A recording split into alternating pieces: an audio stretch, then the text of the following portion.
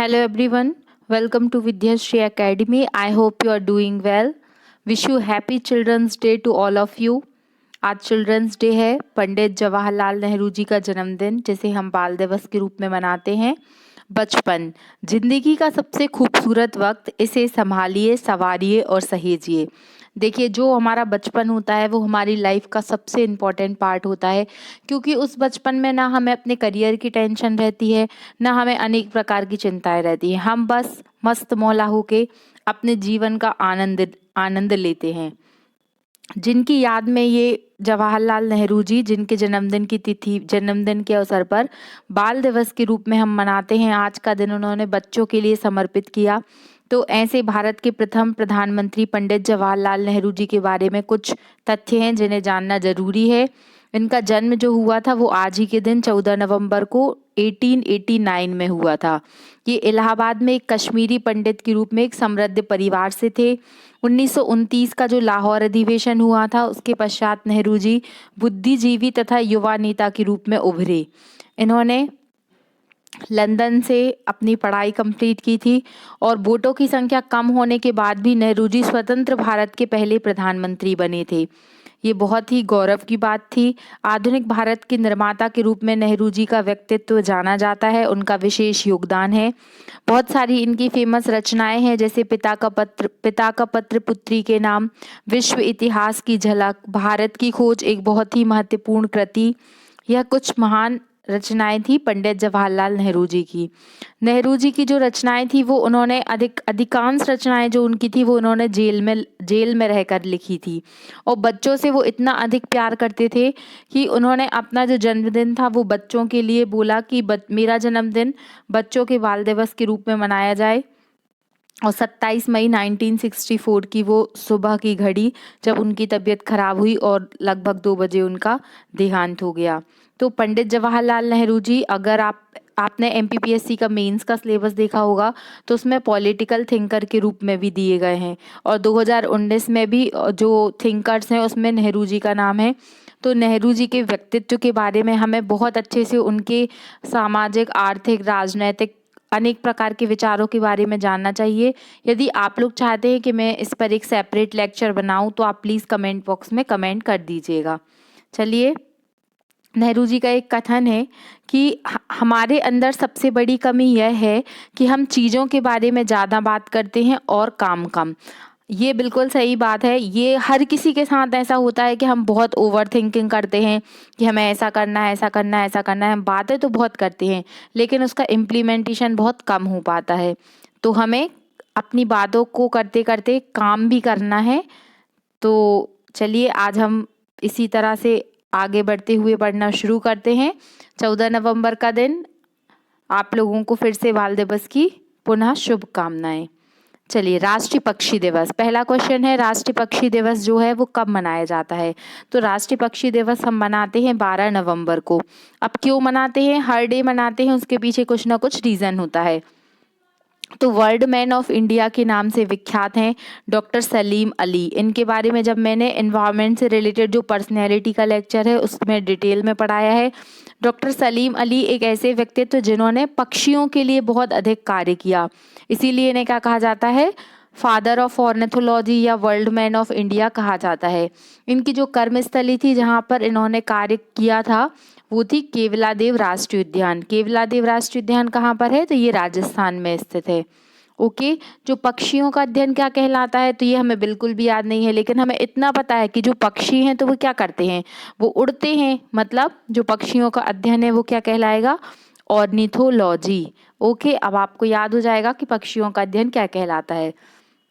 अब हमें याद हो गया कि जो पक्षियों के पिता हैं वो कौन कहलाते हैं? वो तो सलीम अली कहलाते हैं। लेकिन आपको पता है कि वाटर मैन ऑफ इंडिया कौन कहलाते हैं? तो वाटर मैन ऑफ इंडिया कहलाते हैं राजेंद्र सिंह। जो डॉक्टर राजेंद्र सिंह हैं ये वाटर मैन ऑफ इंडिया कहलाते हैं। इन्होंने जल के लिए बहुत अधिक कार्य किया है। ये राजेंद्र प्रसाद नहीं है, राजेंद्र प्रसाद से कंफ्यूज नहीं करना है, ये डॉक्टर राजेंद्र सिंह हैं। फिर नलवाना पक्षी सेंचुरी कहाँ पर है? नलवाना पक्षी सेंचुरी उड़ीसा में है। तो नलवाना पक्षी, पक्षी आ रहा है तो पक्षी क्या करेगा? पक्षी उड़ेगा। तो इससे हमें याद रहेगा कि नलवाना पक्षी सेंचुरी उड़ीसा में है। फिर great barrier reef, great barrier reef कहाँ पर है? ये विश्व की सबसे बड़ी रीफ है, जो कहाँ पर है? ऑस्ट्रेलिया में स्थित है। अमूर फाल्कन, ये यूपीएससी का क्वेश्चन है। यूपीएससी में ये पूछा गया था कि अमूर फाल्कन की कैपिटल कौन सी जगह कहलाती है। उसमें ऑप्शंस में मणिपुर, असम, नागालैंड, मिजोरम 4 दिए हुए थे। आंसर था नागालैंड। जो अमूर फाल्कन पक्षी होते हैं, ये हमने एक दिन और पढ़ा था कि ये चाइना, रशिया से होते हुए इंडिया में आते हैं। सबसे अधिक समय तक उड़ने वाले पक्षी होते हैं ये। तो नागालैंड में अमूर फाल्कन जो महोत्सव है वो होता है, नागालैंड में भी होता है, असम में भी होता है और मणिपुर में होता है। लेकिन अभी जो 14 नवंबर को जो आयोजन किया जा रहा है अमूर फाल्कन महोत्सव का, वो मणिपुर में आयोजित किया जा रहा है। ओके, नेक्स्ट न्यूज़ है 2025 में कबड्डी विश्व कप कहाँ पर होगा। तो कबड्डी भारत के लिए एक बहुत ही विशेष नाम है, इससे लोगों की बहुत सारी यादें जुड़ी होंगी। तो 2025 में कबड्डी विश्व कप का आयोजन होने वाला है। वेस्ट मिडलैंड है, इंग्लैंड की एक जगह है वेस्ट मिडलैंड, वहाँ पर आयोजित होने वाला है। देखिए अभी तक 10 बार कबड्डी विश्व कप हुआ है, जिसमें 9 बार भारत ही विजयी रहा है। तो आप देख सकते हैं कि कबड्डी में भारत के कितने महान महान प्लेयर्स हुए हैं। तो इसको याद रखिएगा कि कहाँ पर हुआ है कबड्डी विश्व कप, कहाँ पर होने वाला है 10वां विश्व कप, तो इंग्लैंड में होने वाला है। फिर आईसीसी महिला वर्ल्ड कप कहाँ पर हुआ था? आईसीसी महिला वर्ल्ड कप जो हुआ था वो न्यूजीलैंड में हुआ था। और आईसीसी महिला वर्ल्ड कप की जो विजेता टीम थी वो कौन सी थी? ऑस्ट्रेलिया टीम थी। और प्रो कबड्डी लीग किसने जीती? प्रो कबड्डी लीग की विजेता है दबंग दिल्ली, ये भी आपको याद रखना है। फिर fit India school week, fit India school week का जो शुभंकर लॉन्च किया गया है उसका नाम है तूफान और तूफानी। अब देखिए फिट इंडिया, फिट रहना है इंडिया को, और ये स्कूल लीग है, तो स्कूल के बच्चे तो तूफान और तूफानी की तरह ही होते हैं। ओके, इसीलिए जो है इसका जो नाम रखा गया वो तूफान और तूफानी रखा गया। फिट इंडिया मूवमेंट की शुरुआत कब रहेगी? फिट इंडिया मूवमेंट की जो शुरुआत हुई थी वो 2021 से हुई थी, 2019 से हुई थी। और जो फिट इंडिया, जब इंडिया फिट रहेगा तभी इंडिया हिट हो पाएगा। तो इसको याद रखिएगा कि फिट इंडिया मूवमेंट के तहत ही फिट इंडिया स्कूल वीक का पहला शुभंकर लॉन्च हुआ है। और ये शुभंकर किसने लॉन्च किया है? तो ये किया है पीवी सिंधु ने, भारत की जो सिल्वर गर्ल हैं पीवी सिंधु, उन्होंने ये लॉन्च किया है। ओके, फिर टोक्यो ओलंपिक का शुभंकर क्या था? शुभंकर को मस्कट बोला जाता है, तो टोक्यो ओलंपिक का जो शुभंकर था वो था मिराई टोबा। ये क्वेश्चन भी काफ़ी एग्जाम में पूछा गया है। जो विंटर ओलंपिक हुए थे उसका शुभंकर क्या था? तो उसका शुभंकर था wind van van, wind van van जो था वो विंटर ओलंपिक का शुभंकर था। अभी फीफा अंडर 17 बहुत चर्चा में है, और चूंकि इसका आयोजन भारत में हुआ है इसलिए यह प्रश्न आना बहुत अहम है। ये प्रश्न आएगा ही आएगा पेपर में, तो इसके सारे फैक्ट आप अच्छे से पढ़ लीजिए कि फीफा अंडर 17 महिला विश्व कप का आयोजन कहाँ पर हुआ है? कहाँ पर हुआ है? तो भारत में हुआ है। भारत में कहाँ पर हुआ है? तो उड़ीसा में हुआ है, महाराष्ट्र में हुआ है और गोवा में हुआ है, 3 प्लेसेस में हुआ है।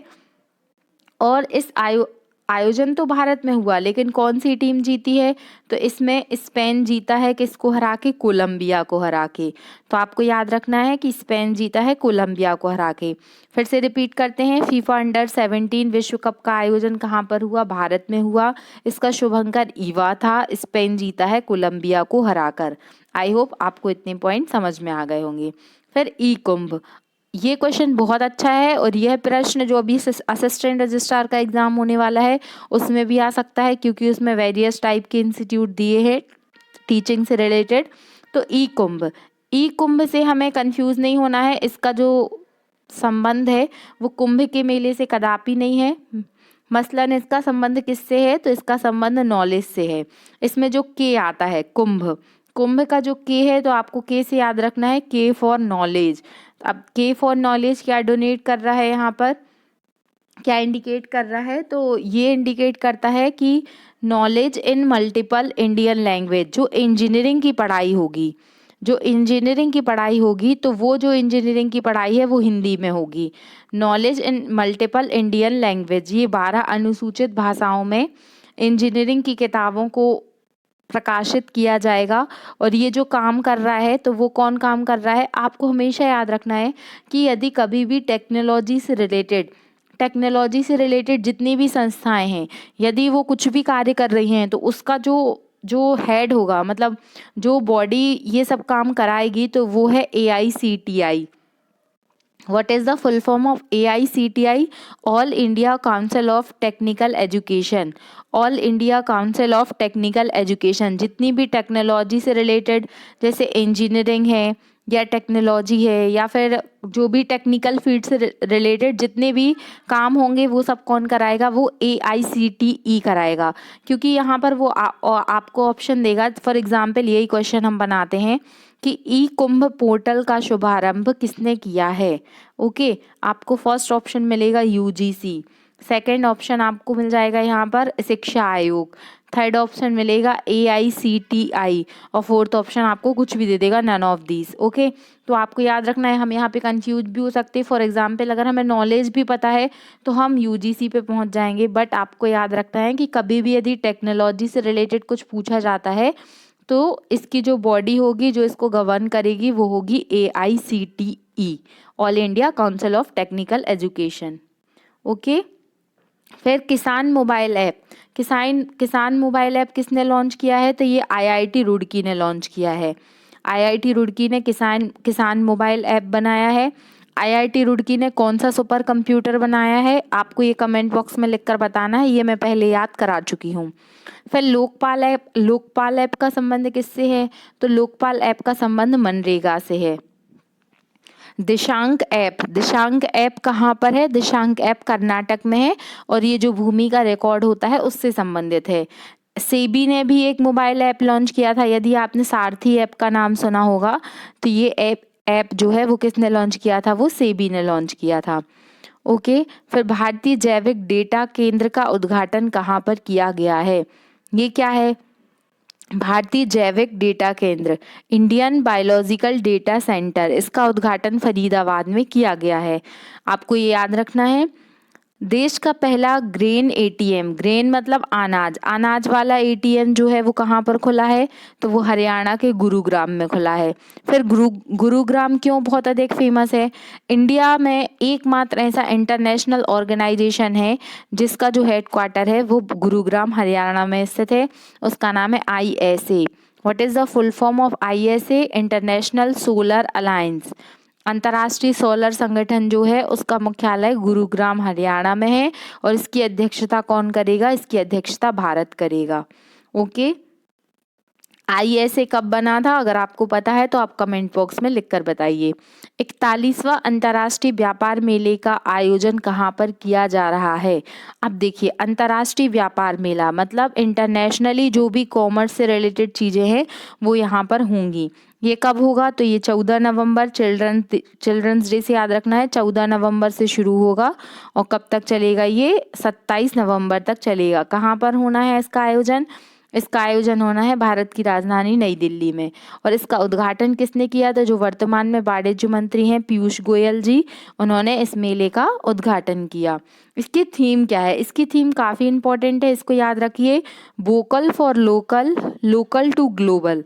देखिए, वोकल फॉर लोकल मतलब जो भी आवाज़ उठेगी वो लोकल को हमें प्रायोरिटीज़ देना है। फिर जो लोकल जो भी प्रोडक्ट का प्रोडक्शन हो रहा है उसको हमें ग्लोबली ट्रेड करना है। तो इस थीम को आप यूज़ करिए और कहीं भी आंसर राइटिंग में यदि आपको ट्रेड एंड कॉमर्स से रिलेटेड कुछ बताना है, कुछ लोकल योजनाओं के बारे में बताना है, तो आप ये वाली लाइन ज़रूर यूज़ कर सकते हैं कि vocal for local and local to global. Okay, याद रखिएगा ये क्या है, 41वां अंतर्राष्ट्रीय व्यापार मेला है। नेक्स्ट जो है कि 90वां जो इंटरपोल है, इंटरपोल, उसकी अध्यक्षता कौन करने वाला है? तो इसकी जो इंटरपोल की महासभा की मेजबानी है 90वें नंबर की, वो इंडिया करने वाला है। फिर इंडिया गेट पर किसकी प्रतिमा का अनावरण किया गया था? अभी आपने देखा होगा कि सुभाष चंद्र बोस जी की प्रतिमा का जो अनावरण है वो किया गया था इंडिया गेट पर। और इंडिया गेट पर राजपथ, अगर आपने देखा होगा कि रिपब्लिक डे पे जो दिल्ली में परेड होती है जिसमें एनसीसी, एनएसएस और बाकी कैडेट्स के बच्चे जाते हैं, तो जो राजपथ पर परेड होती है उस राजपथ का नाम बदल के क्या कर दिया गया है? कर्तव्य पथ। ये अभी हुआ है, तो ये करंट में पूछे जाने के काफ़ी चांसेस हैं एग्जाम में। तो याद रखिएगा कि कर्तव्य पथ कर दिया गया है किसका नाम बदल कर? राजपथ का नाम बदल कर। और दिल्ली में क्या क्या हुआ है? तो जो ई वेस्ट होता है, ई वेस्ट का इको पार्क बनाया गया है, वो दिल्ली में बनाया गया है। और दिल्ली के नए उपराज्यपाल कौन बने हैं? तो ये अभी चेंज हुए हैं, इसलिए पूछ सकते हैं, विनय कुमार सक्सेना। और जो एनसीआर, जो दिल्ली में जो एनसीआर रीजन है, एनसीआर क्या होता है? National capital region. उसको किस अमेंडमेंट के द्वारा बनाया गया था? तो जो 69 कॉन्स्टिट्यूशनल अमेंडमेंट था उसके द्वारा एनसीआर का निर्माण किया गया था। फिर आज की सबसे इम्पोर्टेंट न्यूज़, और जिसका शायद आप लोगों को इंतज़ार भी होगा, कल सभी ने मैच देखा होगा। 13 नवंबर 2022 को आईसीसी T20 पुरुष क्रिकेट विश्व कप का विजेता कौन सा कंट्री रहा है? तो सभी को पता है कि इसका विजेता इंग्लैंड रहा है। अब ये तो हमें सबको पता है कि इंग्लैंड जीत गया है और पाकिस्तान हार गया है, लेकिन इसके बारे में जो स्टैटिक फैक्ट, ये आपसे पेपर में कभी नहीं पूछा जाएगा। इसके जो स्टैटिक फैक्ट हैं वही आपको पेपर में पूछे जाएंगे, जिनके बारे में हमें पढ़ना है। तो देखिए, सबसे पहले तो ये कौन से नंबर का विश्व कप था? तो ये 8वें नंबर का विश्व कप था। जो पहला विश्व कप हुआ था वो कहाँ पर हुआ था? वो साउथ अफ्रीका में हुआ था। इंग्लैंड कहाँ पर हुआ है विश्व कप? तो ये ऑस्ट्रेलिया में हुआ है। और दुनिया का सबसे बड़ा, सेकंड नंबर का बड़ा स्टेडियम कौन सा है? मेलबोर्न स्टेडियम जो है, जहाँ पर हुआ है ऑस्ट्रेलिया में ये। अब ये सेकंड नंबर का क्यों है? क्योंकि विश्व का ये पहले नंबर का सबसे बड़ा स्टेडियम था, लेकिन जब गुजरात में जो हमारे भारत में बना है स्टेडियम, जहाँ पर ट्रम्प जी आए थे, तो अब वो वाला स्टेडियम सबसे बड़ा है। उस स्टेडियम, जो मोटेरा स्टेडियम सुना होगा ना आपने गुजरात में, तो वहीं पर सबसे बड़ा स्टेडियम है, इसीलिए अब जो मेलबर्न स्टेडियम है ये सेकंड नंबर का बड़ा स्टेडियम है। तो यहाँ पर हुआ, इंग्लैंड जीता है पाकिस्तान को हरा के। इंग्लैंड के जो कैप्टन थे वो भी आपसे पूछ सकते हैं, उनका नाम है जोस बटलर। और जो पाकिस्तान के जो वो थे कैप्टन थे, उनका नाम क्या था? बाबर आजम। बाबर आजम को तो यहाँ तक बोला जा रहा था कि यदि ये वर्ल्ड कप जीत जाते हैं तो पीएम बनाने का चांसेस इनको बढ़ जाएगा, तो अब वो चांस तो इनका चला गया। फिर 2010 में क्या इंग्लैंड पहली बार जीता है? तो जी नहीं, 2010 में भी इंग्लैंड जीता था, तो अब सेकेंड टाइम इंग्लैंड विजेता रहा है। फिर प्लेयर ऑफ द टूर्नामेंट किसको बनाया गया? तो प्लेयर ऑफ द टूर्नामेंट बने हैं सैन करन, ये भी ब्रिटेन के प्लेयर हैं, इंग्लैंड के प्लेयर हैं। और सर्वाधिक रन जो इन्होंने बनाए हैं, सर्वाधिक रन बनाने वाले इस मैच में भी विराट कोहली है, और ओवरऑल भी T20 में सर्वाधिक रन बनाने वाले खिलाड़ी विराट कोहली है। तो इनका नाम आपको याद रखना है। और यही पॉइंट थे, तो इतने पॉइंट आपको याद रखना है। ओके, फिर इसके बाद रणजी ट्रॉफी के विजेता कौन रहे? रणजी ट्रॉफी की विजेता मध्य प्रदेश, पहली बार मध्य प्रदेश ने जीता है, इसलिए याद रखना है। विजय हजारे ट्रॉफी किसने जीती है? तो विजय हजारे ट्रॉफी हिमाचल प्रदेश ने जीती है। और 10 नवंबर को उड़ीसा गवर्नमेंट ने बाजरा दिवस मनाया है। ये इसलिए इम्पोर्टेंट है क्योंकि 2023 को जो गवर्नमेंट ऑफ इंडिया है उसने 2023 को मोटे अनाज का वर्ष घोषित किया है। तो ये प्रश्न भी आपसे पूछा जा सकता है, तो इसको याद रखिएगा। ओके, तो इतने ये पॉइंट थे जिनको आपको अच्छे से याद करना है, रिवाइज करना है। अगर आपने कल का करंट अफेयर का रिवीजन नहीं देखा है, कल संडे था, मैंने कल 6 से लेकर पूरा 13 नवंबर तक का पूरा वीकली करंट अफेयर रिवीजन की क्लास डाली है। यदि आपने नहीं देखी है तो डिस्क्रिप्शन में लिंक प्रोवाइडेड है, आप उसको देख लीजिएगा। और आप सब्सक्राइब कीजिएगा, अगर आपको अच्छा लग रहा है लाइक कीजिएगा, और अपने दोस्तों तक ज़रूर शेयर कीजिए, और बेल आइकन को ज़रूर प्रेस कर दीजिए ताकि आपको नेक्स्ट वीडियो का नोटिफिकेशन मिल जाए।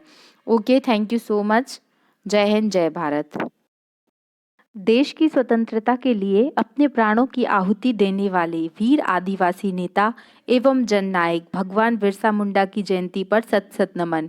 आज 15 नवंबर है, जिसे जनजातीय दिवस या जनजातीय गौरव दिवस के रूप में मनाया जाता है, क्योंकि आज वीर सेनानी बिरसा मुंडा जी का जन्म हुआ था। मैं पूजा सिंघई विद्याश्री एकेडमी में आपका बहुत बहुत स्वागत करती हूँ। आज 15 नवंबर का करेंट अफेयर हम डिस्कस करते हैं। तो बिरसा मुंडा जी क्यों विख्यात हैं? उन्होंने ऐसा क्या कार्य किया था कि उन्हें आदिवासी अपना भगवान मानते थे? उनका क्या इतिहास में योगदान है? इसके कुछ तथ्य हैं जिन्हें जानना आवश्यक है।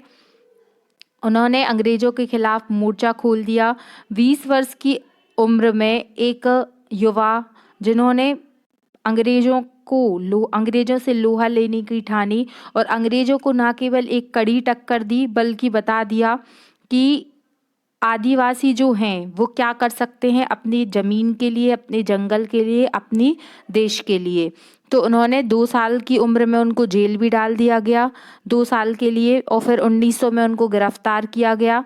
और ऐसा माना जाता है कि रांची में उनकी हैजे के कारण जेल में मौत हो गई थी, लेकिन उनकी मौत भी रहस्यमय है। उनके जीवन पर 2 फिल्में बनी है, गांधी से पहले 2008, गांधी से पहले गांधी, और उलगुलान एक क्रांति। देखिए, जो उलगुलान है, उलगुलान यूपीएससी में पूछा गया है कि उलगुलान का संबंध किस व्यक्ति से रहा है, उलगुलान सत्याग्रह क्या था, इस तरीके से। तो आपको याद रखना है कि बिरसा मुंडा से इनका संबंध था। और मुंडा समाज जो है ये एक आदिवासी समाज है, जिसका संबंध कहाँ से है? झारखंड से है। तो इनका जन्म भी झारखंड में हुआ था, आपको ये याद रखना है। और 1897 से लेकर 1900 तक अंग्रेजों के खिलाफ गौरेला पद्धति होती थी, जिसे आदिवासी यूज करते थे। इनकी गिरफ्तारी के लिए 500 रुपये का इनाम भी रखा गया था अंग्रेजों के द्वारा। और एक युवा छात्र के तौर पर उनका जो दाखिला था वो जर्मन स्कूल में कराया गया था, इसीलिए उनका नाम बिरसा डेविड रखा गया। लेकिन जो इनका परिवार, ऐसा बोला जाता है कि इनके जो पिताजी थे, भाई थे, चाचा जी थे, सभी ने ईसाई धर्म को ग्रहण कर लिया था।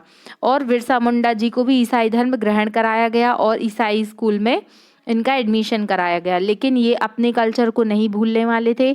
ये पुनः अपने आदिवासी लोगों के बीच में आए और उनकी स्वतंत्रता के लिए, अपने जंगल ज़मीन के लिए इन्होंने बहुत सारी अंग्रेज़ों के साथ लड़ाइयाँ की। तो इतना बिरसा मुंडा जी के बारे में आपको पता होना चाहिए। मेंस में मुंडा विद्रोह पूछा गया है, तो इसके बारे में आप पढ़ लीजिएगा। और कम से कम 2 से 3 पॉइंट आपको कमेंट बॉक्स में लिखना है कि मुंडा विद्रोह क्या था। ओके, अब जो पहला क्वेश्चन है आज का, प्रतिवर्ष विश्व मधुमेह दिवस, मधुमेह को क्या कहा जाता है? डायबिटीज़। वर्ल्ड डायबिटीज़ डे कब मनाया जाता है? तो याद रखिएगा कि 14 नवंबर को विश्व मधुमेह दिवस मनाया जाता है। डायबिटीज़ क्यों होता है? तो जब हमारे शरीर में इंसुलिन की कमी हो जाती है तब डायबिटीज़ होता है। इंसुलिन की कमी हो जाने से क्या होता है कि जो ग्लूकोज का कंसंट्रेशन है वो बॉडी में बढ़ जाता है, जिसके कारण क्या होता है, शरीर में बहुत अधिक इनबैलेंस हो जाता है इंसुलिन का, जिसके कारण अनेक प्रकार की बीमारियां होने लगती हैं। जो डायबिटीज़ है, डायबिटीज़ से ही एसोसिएटेड बहुत सारी बीमारियां हैं, तो इसको याद रखना है। फिर इंसुलिन का स्रावण कहाँ से होता है? बॉडी में इंसुलिन कहाँ से मिलता है? तो जो अग्नाशयी ग्रंथि होती है, तो अग्नाशयी ग्रंथि का जो बीटा सेल होती है वहाँ से क्या होता है? इंसुलिन का स्रावण होता है। और जो अग्नाशयी ग्रंथि है वो एकमात्र हमारे शरीर की कैसी ग्लैंड है? मिक्स्ड ग्लैंड है। यह प्रश्न भी एसएससी और अन्य एग्जाम में पूछा गया है, तो इसको याद रखिएगा। फिर जो डायबिटीज़ होता है, तो डायबिटीज़ 2 टाइप का होता है।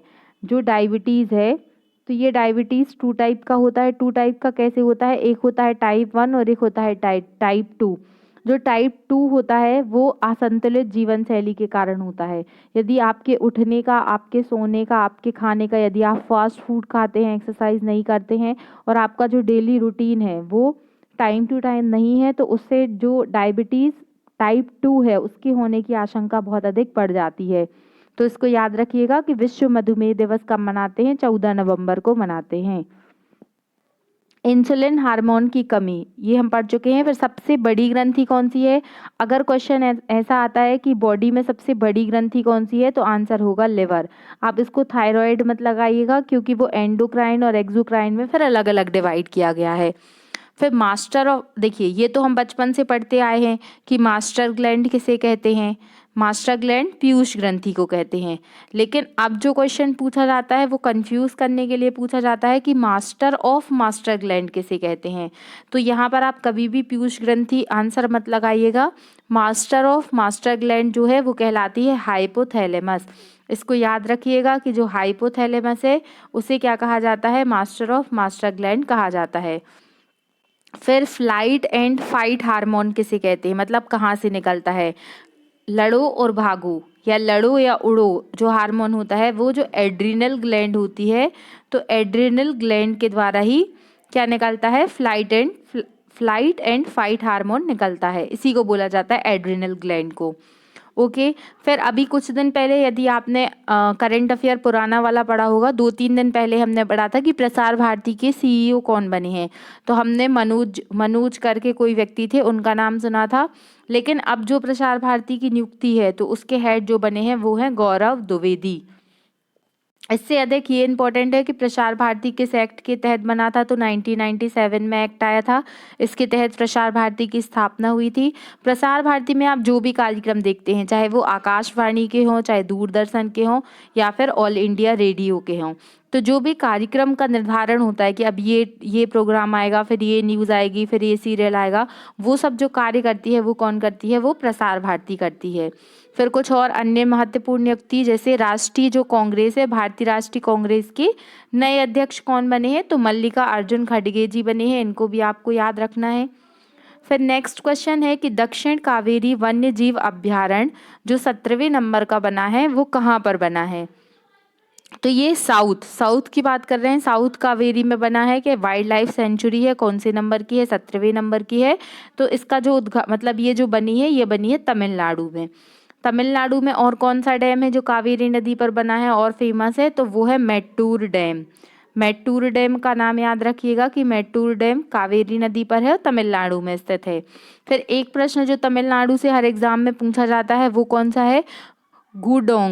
गुडोंग है। यहाँ पर डुगोंग संरक्षण केंद्र जो बना है वो कहाँ पर बना है? ये जो डॉल्फिन के संरक्षण के लिए बना है, और ये कहाँ पर बना है? ये भी तमिलनाडु में बना है। तो इसको भी याद रखिएगा।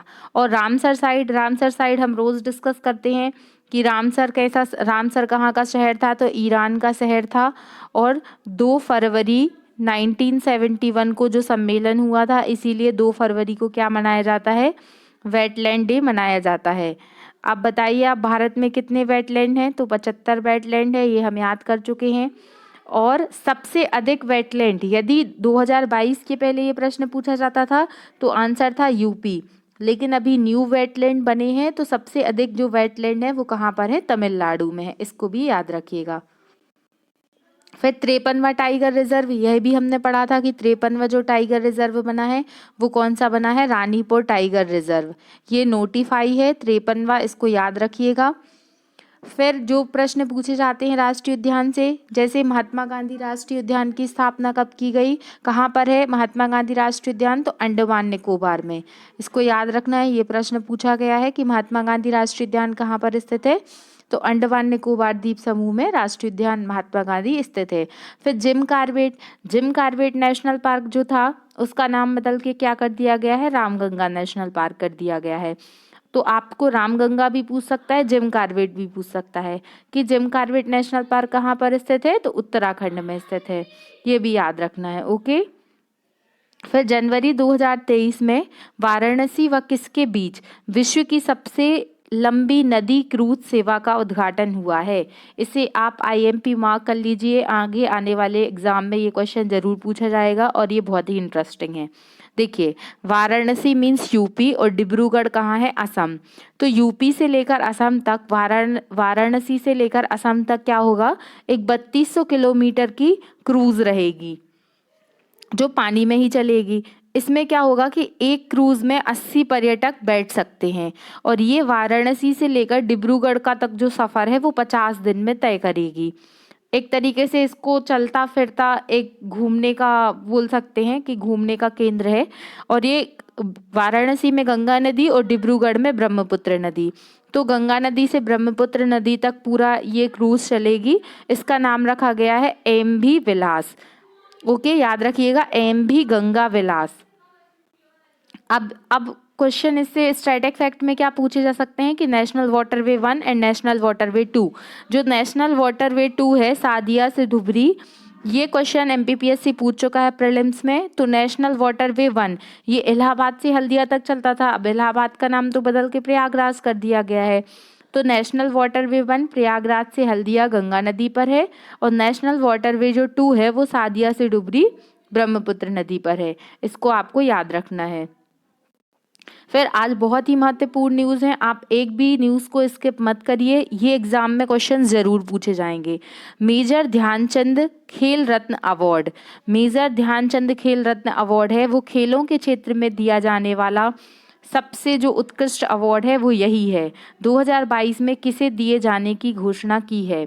तो अभी 14 नवंबर के दिन घोषणा हुई है। और एक जो टेबल टेनिस के बहुत ही प्रसिद्ध खिलाड़ी है शरद कमल, शरद कमल जी को ये अवार्ड दिया जाएगा। तो इनका नाम आपको याद रखना है। अगर आपने कॉमनवेल्थ गेम्स देखे हैं तो आपने देखा होगा कि पूरे कॉमनवेल्थ गेम्स में सबसे अधिक मेडल लाने वाले जो व्यक्ति हैं वो हैं शरद कमल। और इनका संबंध कौन से गेम से है? तो ये टेबल टेनिस के खिलाड़ी हैं। फिर जब भी ये अवार्ड्स दिए जाते हैं कि किसको मेजर ध्यानचंद मिलेगा, किसको लाइफ टाइम अचीवमेंट मिलेगा, किसको द्रोणाचार्य, अर्जुन, सारे अवार्ड मिलेंगे, तो एक कमेटी बनती है। वो कमेटी के लोग डिसाइड करते हैं कि किसको कौन सा अवार्ड दिया जाएगा। तो वैसे तो उनके अचीवमेंट्स के आधार पर ही दिया जाता है, लेकिन आपसे ये भी पूछा जा सकता है कि किस कमेटी की रिकमेंडेशन पर ये अवार्ड्स दिए गए हैं। तो एएस खानविलकर समिति बनी थी। अब थोड़ा इसके बारे में जानना जरूरी है क्योंकि खेलों से संबंधित प्रश्न प्रत्येक एग्जाम में पूछे जाते हैं। तो सबसे पहले जो खेलों के लिए सबसे बड़ा अवार्ड दिया जाता था वो था राजीव गांधी अवार्ड। राजीव गांधी अवार्ड की शुरुआत कब से हुई? तो 1991 से शुरू हुए। फिर अभी क्या किया गया कि जो राजीव गांधी अवार्ड थे, तो राजीव गांधी कोई खिलाड़ी तो थे नहीं, तो राजीव गांधी जी का नाम परिवर्तित करके, मतलब राजीव गांधी जी के नाम पे जो अवार्ड दिया जाता था उसका नाम चेंज कर दिया गया। और अभी ये जो अवार्ड दिए जाते हैं वो मेजर ध्यानचंद जी के नाम पे अवार्ड दिया जाने लगा है। और जो इसकी राशि कितनी है? तो ये एग्जाम में क्वेश्चन पूछा गया है, तो 25 लाख रुपए मिलते हैं। जिसको भी मेजर ध्यानचंद अवार्ड मिलेगा उसको 25 लाख रुपए मिलेंगे। और 2021 में कितने खिलाड़ियों को मेजर ध्यानचंद अवार्ड मिला था? तो 12 खिलाड़ियों को मिला था। लेकिन 2022 में ये कितने खिलाड़ियों को मिल रहा है? तो केवल एक खिलाड़ी को मेजर ध्यानचंद अवार्ड दिया जा रहा है। उनका नाम क्या है? उनका नाम है शरद कमल। ओके। और जब सबसे पहले 1991 में राजीव गांधी अवार्ड मिलना शुरू हुआ था, तो पहले कौन से व्यक्ति थे जिनको राजीव गांधी अवार्ड मिला था? उनका नाम है विश्वनाथ आनंद है उनका नाम। तो ये आपको याद रखना है। इतने क्वेश्चंस जो हैं वो इस अवार्ड से आपको याद रखने हैं। फिर कुछ और अवार्ड देखते हैं। जो द्रोणाचार्य अवार्ड है वो भी 4 लोगों को मिल रहा है। जो लाइफ टाइम अचीवमेंट अवार्ड है, ये इसको मार्क करके आप नोट कर लीजिए कि जो लाइफ टाइम अचीवमेंट अवार्ड है ये इसको ध्यानचंद पुरस्कार भी बोला जाता है। मेजर ध्यानचंद पुरस्कार अलग है और ध्यानचंद पुरस्कार जो लाइफ टाइम अचीवमेंट के लिए मिलता है ये अलग है। फिर अर्जुन पुरस्कार, तो अर्जुन पुरस्कार बहुत सारे खिलाड़ियों को मिला है। क्या हमें सारे खिलाड़ी याद करने हैं? तो नहीं, लेकिन जो फेमस खिलाड़ी है उनके नाम आपको याद होने चाहिए। जैसे सीमा पुनिया जो एथलेटिक्स से रिलेटेड है, इनको मिला है। प्रणय खरे, लक्ष्य सेन बैडमिंटन से रिलेटेड हैं। निखत जरीन। तो इस तरीके से जो फेमस नाम है, कौन सा खिलाड़ी कौन से खेल से रिलेटेड है, बस हमें ये याद होना चाहिए। यदि आप लोगों को पढ़ना है तो मैं सारे खिलाड़ियों के नाम और उनका खेल और वो किस स्टेट से बिलोंग करते हैं ये भी मैं, अगर आप लोग बोलेंगे तो एक लेक्चर सेपरेटली बना दूंगी। फिर सी विजिल युद्ध अभ्यास जो है ये किसके बीच में हुआ है? तो ये समुद्र की एक्सरसाइज है। और इसका कौन सा संस्करण हुआ है? तो ये तीसरा हुआ है। इसके पहले 2 और हो चुके हैं। फिर एक और खेल से रिलेटेड न्यूज़ है कि जो नेत्रहीन फुटबॉल एशियाई चैंपियनशिप, जो लोग देख नहीं सकते तो उनके लिए नेत्रहीन फुटबॉल एशियाई चैंपियनशिप का आयोजन कहाँ पर किया जा रहा है? तो इसका आयोजन होने वाला है कोच्चि केरल में। आप पढ़ते हैं कि डेली कोच्चि कुछ ना कुछ न्यूज़ में रहता है, तो कोच्चि केरल में इसका उद्घाटन होने वाला है। और इसका उद्घाटन किसने किया है? आरिफ मोहम्मद खान। ये कौन है? तो ये केरल के सीएम है, इनका नाम याद रखिएगा। अब इसको कौन ऑर्गेनाइज करता है? तो इंटरनेशनल ब्लाइंड स्पोर्ट्स एसोसिएशन 1981 में इसकी स्थापना हुई थी। ये जो भी इस तरीके के ब्लाइंड लोगों के लिए जो स्पोर्ट्स ऑर्गेनाइज होते हैं, तो वो जो ऑर्गेनाइजेशन है वो यही है, IBSA। ओके। फिर 2026 में कॉमनवेल्थ गेम्स का आयोजन कहाँ पर किया जाएगा? अभी हमने पढ़ा था कि 2022 में जो कॉमनवेल्थ गेम कहाँ पर हुए थे? बर्मिंघम में हुए थे। ओके, तो ये तो आपको पता है। अब नेक्स्ट वाले जो कॉमनवेल्थ होंगे वो कब होंगे? 2026 में होंगे। और कहाँ पर होंगे? ऑस्ट्रेलिया में होंगे। ऑस्ट्रेलिया में जो विक्टोरिया स्थान है वहाँ पर होने वाले हैं। एक क्वेश्चन और खेल से रिलेटेड पूछा जाता है। सबसे पहले तो यही पूछते हैं कि मौलाना अबुल कलाम आज़ाद ट्रॉफी किस लिए दी जाती है? तो जिस भी यूनिवर्सिटी का जो बेस्ट परफॉर्मेंस रहता है स्पोर्ट्स में, तो स्पोर्ट्स में अगर यूनिवर्सिटी का बेस्ट परफॉर्मेंस है तो मौलाना अबुल कलाम आज़ाद ट्रॉफी उस यूनिवर्सिटी को मिलती है। तो इस बार जो ट्रॉफी मिली है वो किसे मिली है? गुरु नानक विश्वविद्यालय, जो कहाँ स्थित है? अमृतसर में स्थित है। ओके। फिर नेशनल एजुकेशन डे कब मनाते हैं? ये आपको कमेंट बॉक्स में लिखकर बताना है। फिर एक बहुत ही महत्वपूर्ण न्यूज़, इसको भी आप वेरी IMP मार्क कर लीजिए, आगे आने वाले एग्जाम में ये पूछा जाएगा कि जो आसियान है, आसियान का 11वां सदस्य कौन सा बनने वाला है? मैंने कल ही आपको बताया था कि आसियान क्या है। तो जो association of south east nation है, इसमें हम क्या याद करते आए हैं कि इसमें 10 देश हैं। कौन कौन से देश हैं ये भी हम पढ़ लेंगे। तो अभी इसमें 11वां देश बनने वाला है। अभी इसको मान्यता नहीं मिली है, लेकिन 2-4 सालों में तो इसको मान्यता मिल ही जाएगी। उस देश का नाम है पूर्वी तैमूर। पूर्वी तैमूर, जिसे अब तैमूर लोस्टे के नाम से जाना जाता है।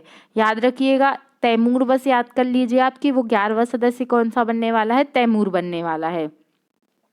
फिर एशियान की स्थापना कब हुई थी? तो 1967 में स्थापना हुई थी। वर्तमान में 10 देश इसके सदस्य हैं और इसका जो मुख्यालय है वो इंडोनेशिया जकार्ता में स्थित है। फिर इसे जो तैमूर है ये क्यों चर्चा में रहा? तो इसे एशिया का सबसे युवा देश घोषित किया गया है। एशिया का सबसे युवा देश कौन सा है? तैमूर है। और तैमूर की जो कैपिटल है उसका नाम है दिल्ली। ये दिल्ली नहीं है, ये क्या है? दिल्ली है। और ये क्वेश्चन UPSC पूछ चुका है, तो आप इसको याद रखिएगा।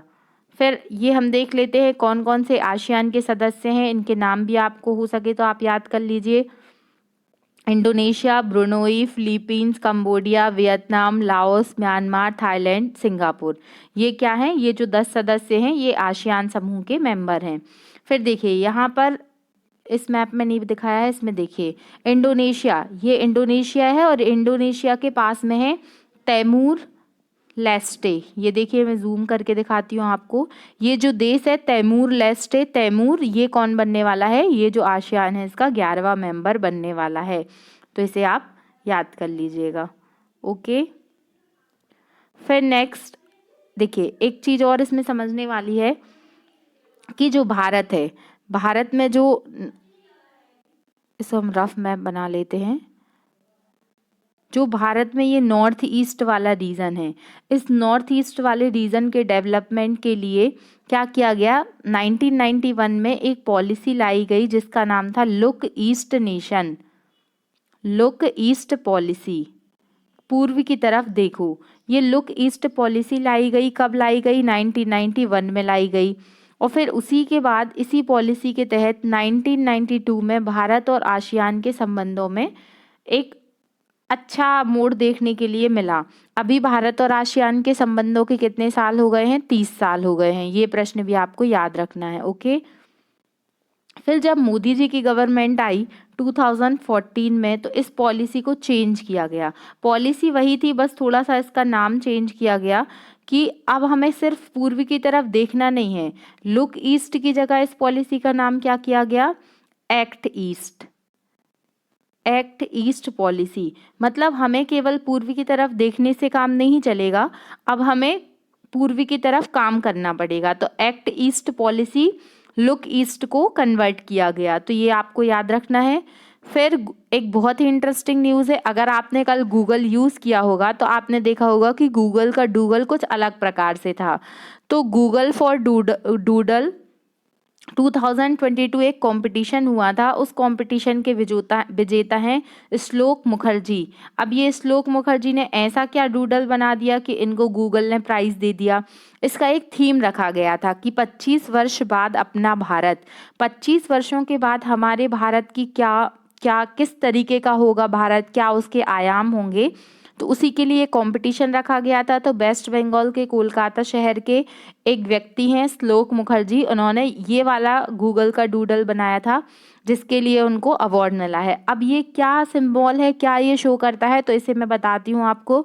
देखिए ये जो जी बना है, ये जी नहीं है, यहाँ पर ये जी क्या डिनोट कर रहा है, ये योग मुद्रा को बता रहा है। तो योग भारत ने दिया है। और ये क्या है, एक व्यक्ति है, और ये क्या है, एक रोबोट है। तो किस तरीके से 2025 तक रोबोट और व्यक्ति जो हैं उनका समन्वय हो जाएगा, रोबोटिक्स आगे बढ़ जाएगा। फिर ये क्या है, ये धरती है, और यहाँ पर बताया गया है ये पेड़। मतलब हमें सस्टेनेबल डेवलपमेंट को चलना है, इकोलॉजी को साथ में लेके चलना है। और ये शहद है। इस तरीके से योग को और रोबोटिक्स को, मतलब टेक्नोलॉजी को, और सस्टेनेबल डेवलपमेंट को, सतत विकास को, यहाँ पर सस्टेनेबल डेवलपमेंट गोल को साथ में रखते हुए, योग को साथ में रखते हुए, मीन्स हमारे कल्चर को, हमारी संस्कृति को, टेक्नोलॉजी को और इकोलॉजी को, सबको साथ में लेकर चलना ही हमारा 2025 के बाद जो भारत का जो दशा होगी वो कुछ इस तरीके की होगी। तो ये बहुत ही प्यारा इन्होंने बनाया है। आप इसको और इसके बारे में पढ़ सकते हैं जाके गूगल पे, तो आपको ये समझ में आ जाएगा। तो याद रखिएगा कि कौन सा क्वेश्चन है कि गूगल फॉर डूडल 2022 की प्रतियोगिता के विजेता कौन है, श्लोक मुखर्जी हैं। ओके। फिर आर.एल. कश्यप, एक महान गणितज्ञ जिनका निधन हो गया है। आर.एल. कश्यप ये कौन थे, तो ये एक ग्रेट मैथमेटिशियन थे।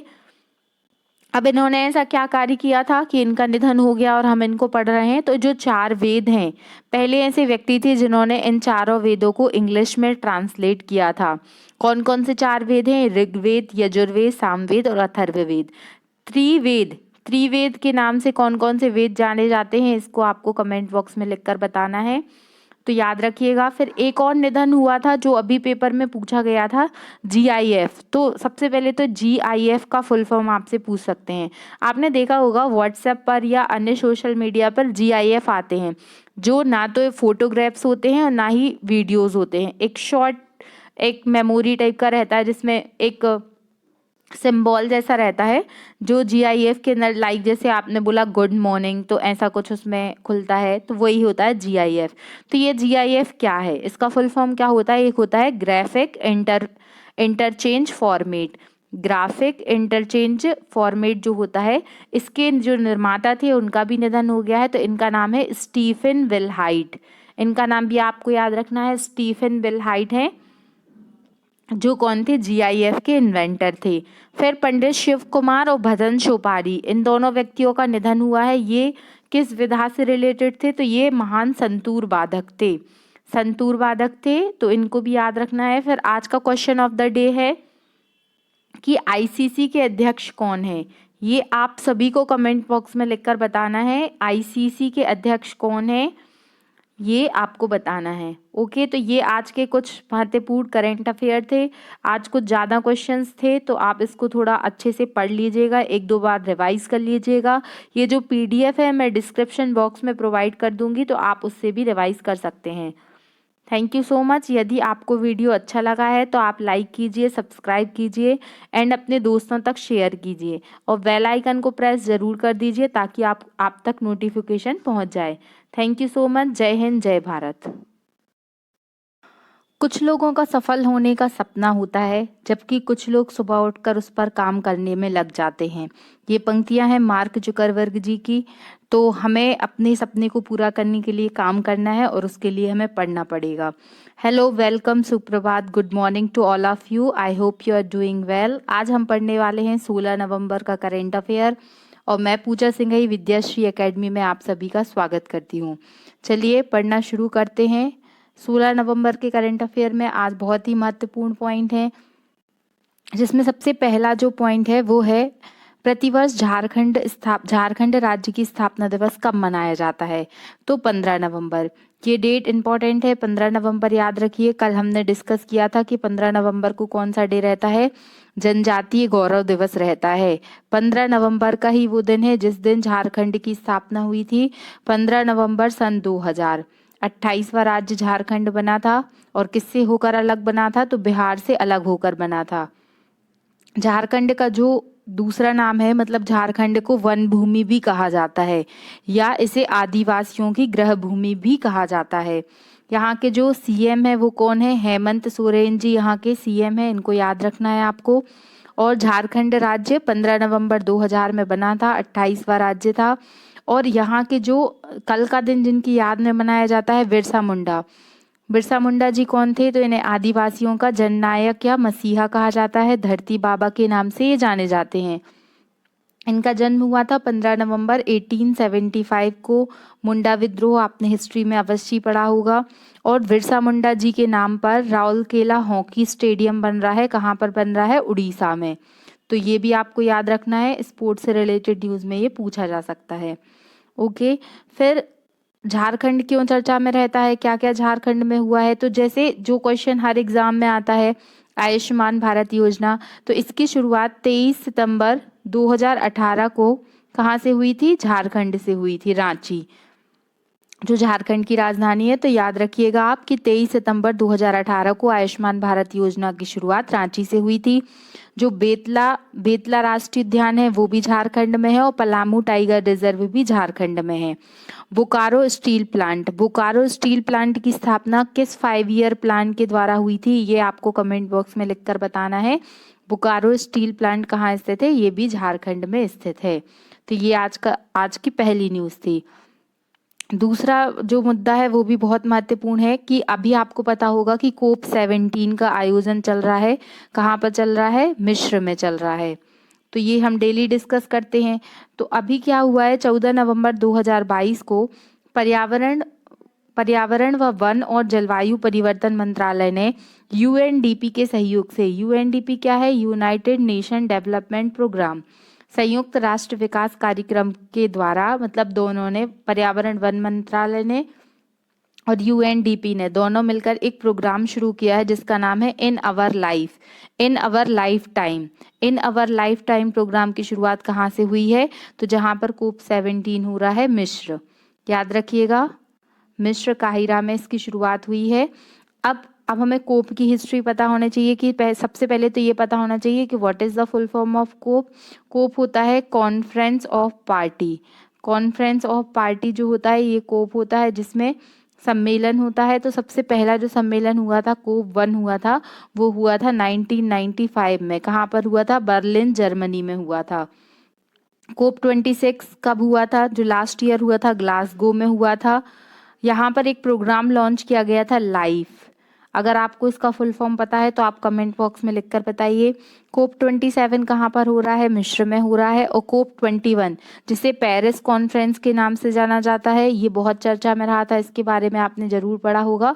तो कोप 21 कहाँ हुआ था? पेरिस में हुआ था। तो ये कोप से रिलेटेड प्रोग्राम थे। याद रखिएगा इस पहल का क्या नाम है? इन अवर लाइफ टाइम जो है वो कहाँ शुरू हुआ है? मिस्र में शुरू हुआ है। नेक्स्ट न्यूज़ है कि इसको आप इम्पोर्टेंट मार्क करिएगा।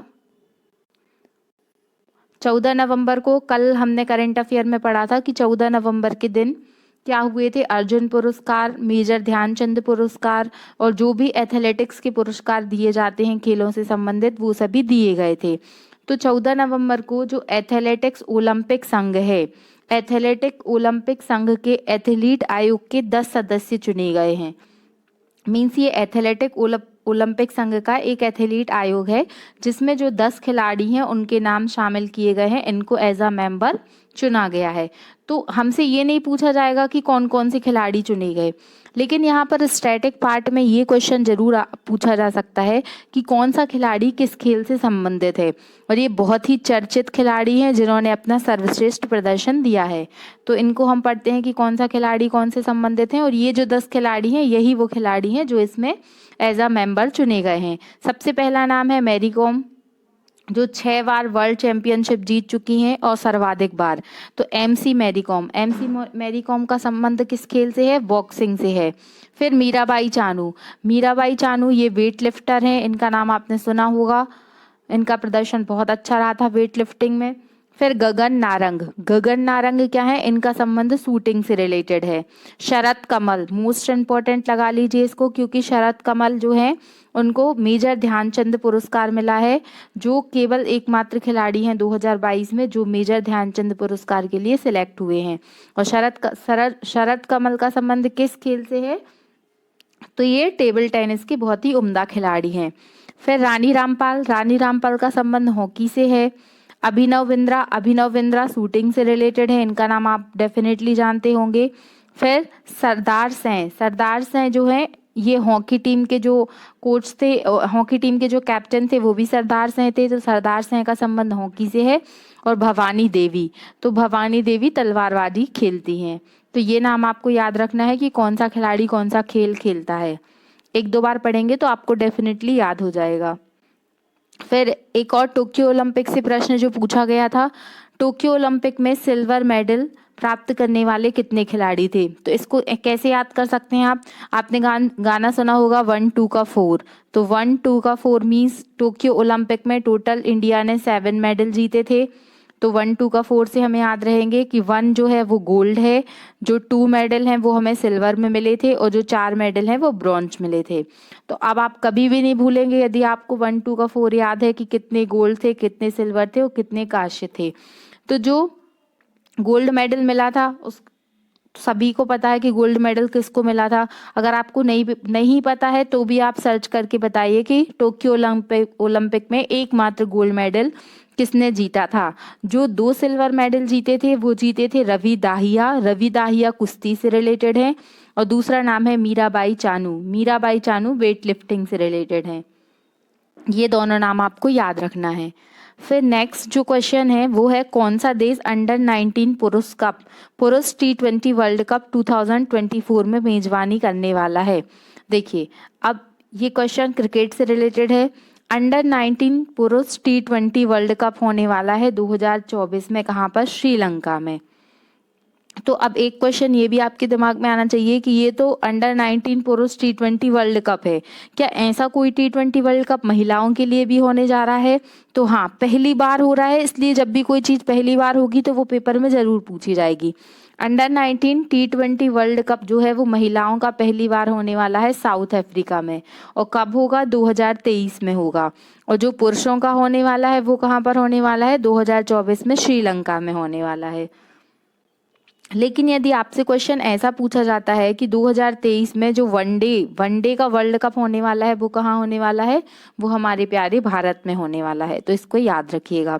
फिर आईसीसी इंटरनेशनल क्रिकेट काउंसिल, इसका मुख्यालय कहाँ पर है? दुबई में स्थित है, यूएई में, और इसके जो हेड बने हैं फिर से रीइलेक्ट हुए हैं ग्रेग बर्कली। तो इनका नाम आपको याद रखना है, और इनका संबंध कहाँ से है?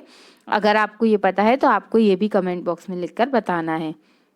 फिर T20 एशिया कप तो सबको पता है कि श्रीलंका ने पाकिस्तान की लंका लगा दी। क्या मतलब है? कि श्रीलंका जीता और पाकिस्तान इसमें हार गया था। तो याद रखिएगा आप, ये क्वेश्चन भी पूछे जा सकते हैं। फिर 19 नवंबर से 6 दिसंबर तक 18 दिन के लिए क्या होना है? अंतर्राष्ट्रीय गीता महोत्सव का आयोजन किस राज्य में किया जा रहा है? तो अगर आपको सिर्फ इतना पता है कि आपने अगर इतना महाभारत के बारे में पढ़ा है कि जो कुरुक्षेत्र में जो 18 दिन का युद्ध चला था कौरव और पांडवों के बीच में, वो कहाँ पर हुआ था? वो तो कुरुक्षेत्र हरियाणा में हुआ था। तो ये अंतर्राष्ट्रीय गीता महोत्सव का आयोजन कहाँ पर किया जाएगा? तो ऑब्वियस है कि हरियाणा में ही किया जाएगा। और ये 18 दिन का है, क्योंकि जो युद्ध हुआ था वो भी 18 दिन का हुआ था। तो आपको याद रखना है, आपसे डेट भी पूछा जा सकता है कि 19 नवंबर से लेके 6 दिसंबर तक। और चूंकि अंतर्राष्ट्रीय स्तर का गीता महोत्सव है, इसलिए इसका उद्घाटन किसने किया है? जो भारत की महामहिम है द्रौपदी मुर्मू जी, उन्होंने इसका उद्घाटन किया है। अब देखिए, पहले जब गीता महोत्सव की शुरुआत हुई थी तो इस महोत्सव का नाम केवल गीता महोत्सव था, इसमें अंतर्राष्ट्रीय शब्द नहीं जुड़ा था, लेकिन 2016 से इसको अंतर्राष्ट्रीय स्तर मतलब अंतर्राष्ट्रीय गीता महोत्सव के रूप में मनाया जाने लगा। तो ये थोड़ा ये भी आप याद रखिएगा। फिर विश्व का सबसे बड़ा हड़प्पा सभ्यता का संग्रहालय कहाँ पर बनने वाला है? तो राखीगढ़ी में बनने वाला है। तो आपको एमपीपीएससी मेंस में 3 मार्कर में ऐसे क्वेश्चन पूछ सकते हैं। अभी जैसे आप याद करिए कि धोलावीरा क्यों चर्चा में रहा था, क्योंकि धोलावीरा को यूनेस्को हेरिटेज में जो 40वें नंबर की जो सभ्यता 40वें नंबर का जो स्थल है वो कौन सा घोषित हुआ था? धोलावीरा घोषित हुआ था। तो धोलावीरा, राखीगढ़ी, ये जो स्थल चर्चा में रहते हैं उसको आपको अलग से 3 मार्कर में तैयार करना है। फिर खेलो इंडिया यूथ गेम का जो चौथावा संस्करण था वो कहाँ पर हुआ था? वो हुआ था पंचकुला, हरियाणा में। ये भी हम डेली डिस्कस करते हैं। तो और जो 5वां संस्करण होने वाला है खेलो इंडिया यूथ गेम्स का, वो कहाँ होने वाला है? तो उसका आयोजन मध्य प्रदेश में होने वाला है। आई होप इतना आपको समझ में आ गया होगा। फिर किस भारतीय मूल के खिलाड़ी को ऑस्ट्रेलियन खिलाड़ी नहीं है ये, किस भारतीय मूल के व्यक्ति को Australian of the year award 2022 से सम्मानित किया गया है? देखिए, ये भारतीय मूल के व्यक्ति हैं, एक अमरस हैं। इनका नाम है अमरस हैं और इन्होंने ऐसा क्या काम किया कि इनको ये अवार्ड मिला? तो ये ऑस्ट्रेलिया में ही रहते हैं और इन्होंने एक संगठन बनाया था जिसका नाम है turbans of Australia. Turbans of Australia एक ऐसा संगठन है जो भी आपदाग्रस्त लोग रहते हैं या जो अत्यधिक गरीब हैं या जिनको मदद की आवश्यकता है, उनके लिए ये संगठन काम करता है। तो इनके इस योगदान के लिए, इनकी इस सकारात्मकता के लिए इनको अवार्ड से नवाजा गया, जो अवार्ड का क्या नाम है? Australian of the year award 2022। और इनको स्थानीय नायक की भी उपाधि मिली है। ये ऑस्ट्रेलियन गवर्नमेंट ने इनको स्थानीय नायक की उपाधि दी है। एक्चुअली क्या है कि यहाँ पर जितने भी सिख लोग हैं, जितने भी पगड़ीधारी लोग हैं, उन्होंने उनका एक संगठन बनाया है जो कि जो ज़रूरतमंद होते हैं उनकी मदद करने का काम करते हैं। तो ये बहुत ही नेक दिल काम था, इसीलिए इनको ये अवार्ड मिला है। फिर ऑस्ट्रेलिया से रिलेटेड कुछ स्टैटिक फैक्ट जो आपसे पूछे जाते हैं। सबसे पहला क्वेश्चन तो यही पूछा जाता है कि ऑस्ट्रेलिया की कैपिटल क्या है? तो ऑस्ट्रेलिया की कैपिटल है कैनबरा। फिर ग्रेट विक्टोरियन जो डिजर्ट है, मरुस्थल है, वो कहाँ पर स्थित है? वो ऑस्ट्रेलिया में स्थित है। जो ग्रेट वेरियर लीफ, आपने ऑस्ट्रेलिया का कुछ मैप देखा होगा, तो इस तरीके से ऑस्ट्रेलिया का मैप है। तो यहाँ पर जो है वो विश्व की सबसे बड़ी रीफ है, कोरल रीफ जो होती है वो, जिसका नाम है ग्रेट बैरियर रीफ। महान प्रवाल भित्ति इसी को कहा जाता है। तो यह प्रश्न पूछा गया है एग्जाम में। फिर ऑस्ट्रेलिया में जो घास के मैदान पाए जाते हैं उनको क्या कहा जाता है? उन घास के मैदानों को कहा जाता है डाउन्स। याद रखिएगा, उनको क्या कहा जाता है? डाउन्स। ऐसे याद कर लीजिए आप कि ऑस्ट्रेलिया के जो खिलाड़ी हैं वो क्या करने की कोशिश करते हैं कि जो अपोजिट वाली टीम है उसको डाउन कर देंगे। तो डाउन्स क्या है? वहाँ के घास के मैदान हैं। ओके। फिर 2 बहुत ही फेमस खदानें हैं वहाँ पर, माइंस हैं। कौन कौन सी? कालगुरली और कालगार्डी। कालगुरली और कालगार्डी जो है ये यहाँ पर गोल्ड की माइंस हैं जो बहुत ही अधिक फेमस हैं। ओके। फिर कॉमनवेल्थ गेम्स 2026 में कहाँ पर होने वाले हैं? तो कॉमनवेल्थ 2026 में होंगे ऑस्ट्रेलिया में। तो ये भी आपको याद रखना है। फिर नेक्स्ट न्यूज़ है कि 15 से 16 नवंबर 2022 में G20 की अध्यक्षता कौन सा देश कर रहा है? तो G20 की अध्यक्षता कर रहा है इंडोनेशिया। इंडोनेशिया बाली में G20 सम्मेलन हो रहा है जहां पर बहुत सारे देशों के जो राष्ट्र प्रमुख हैं वो गए हैं, जो G20 के सदस्य हैं। तो G20 की स्थापना कब की गई? तो 1999 में G20 की स्थापना की गई। फिर G20 कैसा संगठन है? तो G20 में 19 देश है और एक संगठन है जिसका नाम है यूरोपियन यूनियन। तो याद रखिएगा कि G20 में कितने टोटल जो सदस्य देश हैं वो 20 हैं, जिसमें 19 देश हैं और एक यूरोपियन यूनियन है। अब G20 क्यों महत्वपूर्ण है? तो थोड़ा इसको आप समझ लीजिए कि जो दुनिया की 60% आबादी है, जो टोटल पॉपुलेशन है, तो उसका जो 60% आबादी है वो G20 के इन 20 देशों में आती है। और अगर जीडीपी के हिसाब से देखें तो लगभग 80 to 85% जो है वो जो जीडीपी है वो क्या है? यहीं पर G20 के देशों से आती है। तो ये थोड़ा-सा सोचने वाली बात है कि जो पूरी दुनिया के जितने देश हैं, लगभग 200 देश हैं, तो जो ये 20 देश हैं, इनमें 80% जो आर्थिक वृद्धि है, वो इन्हीं विकासशील और विकसित देशों से हो रही है। तो आप समझ सकते हैं कि बाकी 120 देशों का क्या अस्तित्व है। इसीलिए ये जो G20 सम्मेलन है, ये बहुत ही अधिक महत्वपूर्ण है। और आपके एग्जाम में जो क्वेश्चन आएगा वो ये आ सकता है कि 2023 में भारत G20 सम्मेलन की जो अध्यक्षता है वो कौन करने वाला है? भारत करने वाला है। अब ये G20 का जो मुख्यालय है वो भी आपसे पूछा जा सकता है। तो G20 का मुख्यालय किसी भी देश में स्थित नहीं है, क्योंकि ये अल्फ़ाबेटिकल इसके अलग अलग जो देश हैं उनको सदस्यता मिलती है। तो जैसे 2022 में इसकी मेज़बानी इंडोनेशिया ने की है, तो इंडोनेशिया के बाद 2023 में इसकी मेज़बानी इंडिया करने वाला है। तो याद रखिएगा, ये क्वेश्चन आपसे पूछा जा सकता है। और इंडोनेशिया के वर्तमान में राष्ट्रपति कौन है? जोको विडोडो, इनका नाम भी आपको याद रखना है। ओके, फिर जो अन्य मुख्य सम्मेलन हुए हैं, कहाँ कहाँ पर हुए हैं, ऐसे प्रश्न पूछे जाते हैं। तो G7 जो है, जो पहले G8 था, फिर रशिया इसमें से बाहर हो गया, तो G7 2022 में इस किस कहाँ पर सम्मेलन हुआ? इसका सम्मेलन हुआ जर्मनी में।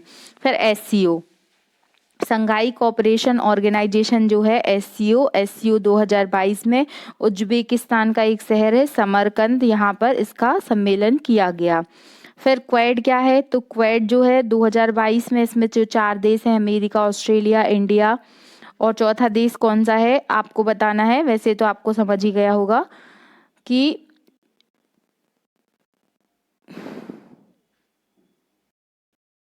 जो क्वेड है, क्वेड की 2022 में अध्यक्षता कर रहा है टोक्यो, जापान। और बिम्स्टेक 2022 में इसकी अध्यक्षता की है कोलंबो में। तो याद रखिएगा, आपको ये इंटरनेशनल ऑर्गेनाइजेशन के क्वेश्चन भी पूछे जा सकते हैं। फिर नेक्स्ट क्वेश्चन है नताशा पारिक। जो नताशा पारिक हैं, ये पहली महिला राष्ट्रपति किस देश की बनी है? तो ये जो स्लोवेनिया नाम का देश है, इसकी राष्ट्रपति बनी है, पहली महिला है ये, पहली बार कोई महिला राष्ट्रपति के पद पर बनी है। इनका नाम है नताशा पारिक। अब हम ये क्यों पढ़ रहे हैं, हमें स्लोवेनिया से क्या लेना देना है? तो देखिए, जब भी कोई महिला या किसी भी देश में कोई प्रधानमंत्री पहली महिला बनती है, तो ऐसे प्रश्न पूछे जा सकते हैं। जैसे अभी आपने अगर MPPSC का लास्ट ईयर का एग्जाम दिया है, तो आपने देखा होगा कि हंगरी की एक पहली बार महिला राष्ट्रपति बनी थी, कैटलीन नोबेक। तो ये प्रश्न पूछा गया था। तो आपको जब भी कोई पहली महिला राष्ट्रपति, प्रधानमंत्री या किसी प्रमुख पद पर पहुंचती हैं, तो उनके नाम डेफिनेटली याद करना है। फिर स्लोवानिया जो देश है वो कैसे बना था? तो एक देश है, यदि आपने इसका नाम सुना होगा, यूगोस्लावाकिया। तो यूगोस्लावाकिया से अलग होकर 1991 में ये देश बना था स्लोवानिया। ओके, फिर कुछ और महिला राष्ट्रपति जो प्रमुख रही हैं, या महिलाएं जो अन्य क्षेत्र में प्रमुख है, जैसे हंगरी की महिला राष्ट्रपति कौन है? कैटलीन नोबेक। अब ये कैसे हमें याद रहेगा? तो आपने देखा होगा कैटरीना कैफ को। तो कैटरीना कैफ और जो हीरोइंस रहती हैं, वो फिटनेस के लिए क्या रहती हैं? डाइट करती है, डाइट प्लान करती हैं। तो वो कैसी रहती हैं? हंगरी रहती हैं, भूखी रहती हैं।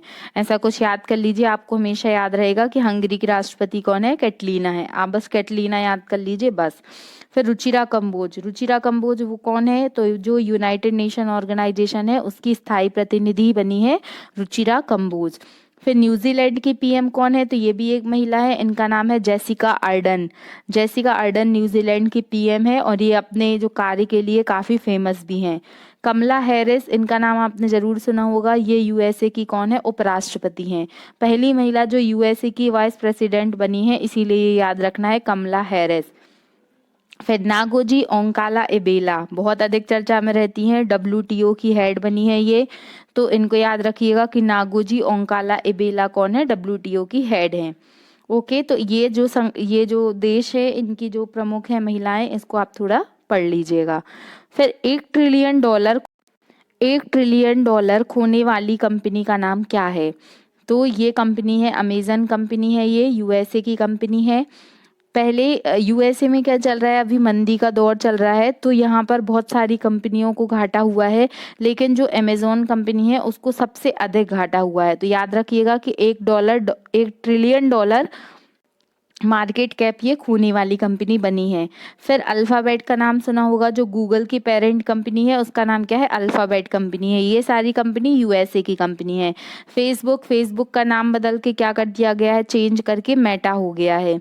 तो ये भी चर्चा में था, इसको याद रखिएगा। और इसके अभी हेड कौन है, जो वो है सुंदर पिचोई, और इनको पद्म भूषण मिला था लास्ट ईयर, तो इनका नाम याद रखिएगा। फिर जो माइक्रोसॉफ्ट के हेड हैं वो कौन है, सत्य नडेला। सत्य नडेला जी को भी क्या मिला था, पद्म भूषण से सुशोभित किया गया था। फिर यूनिकॉर्न कंपनी क्या है, ये 3 मार्कर में पूछा जा सकता है, बहुत अधिक चर्चा में था, प्रीलिम्स में भी ये क्वेश्चन आ सकता है। तो यूनिकॉर्न कंपनी कौन सी कंपनी होती है, जिन कंपनियों का जो जो जो राशि है टोटल वो कितनी हो जाती है, $1 बिलियन हो जाती है, तो उनको यूनिकॉर्न का जो है वो क्या मिल जाता है, स्टेटस मिल जाता है। फर्स्ट स्पोर्ट्स यूनिकॉर्न कौन सी कंपनी बनी है, तो जो चेन्नई सुपर किंग्स है वो क्या है, फर्स्ट स्पोर्ट्स यूनिकॉर्न कंपनी बनी है। फिर भारत और अमेरिका के बीच में कौन सा युद्धाभ्यास हुआ है, तो वो हुआ है उत्तराखंड में होने वाला है। इसका नाम ही है युद्ध अभ्यास। तो याद रखिएगा, ये भारत और अमेरिका के बीच में होने वाला है, और 2022 में इसका आयोजन कहाँ पर हो रहा है, उत्तराखंड में हो रहा है। इसको याद रखना है। फिर जो आज का प्रश्न है, क्वेश्चन ऑफ द डे, वो है रानीपुर टाइगर रिजर्व किस राज्य में स्थित है। तो यदि आप वीडियो देख रहे हैं, आपने पुराने वीडियोस भी देखे हैं, तो मैं आपको बहुत ही इजी और इम्पोर्टेंट क्वेश्चन देती हूँ। अगर आपने इसके पहले वाला करंट अफेयर सुना है, तो आपको कहीं से सर्च करने की ज़रूरत नहीं पड़ेगी, आप डेफिनेटली इसका आंसर इजीली दे देंगे।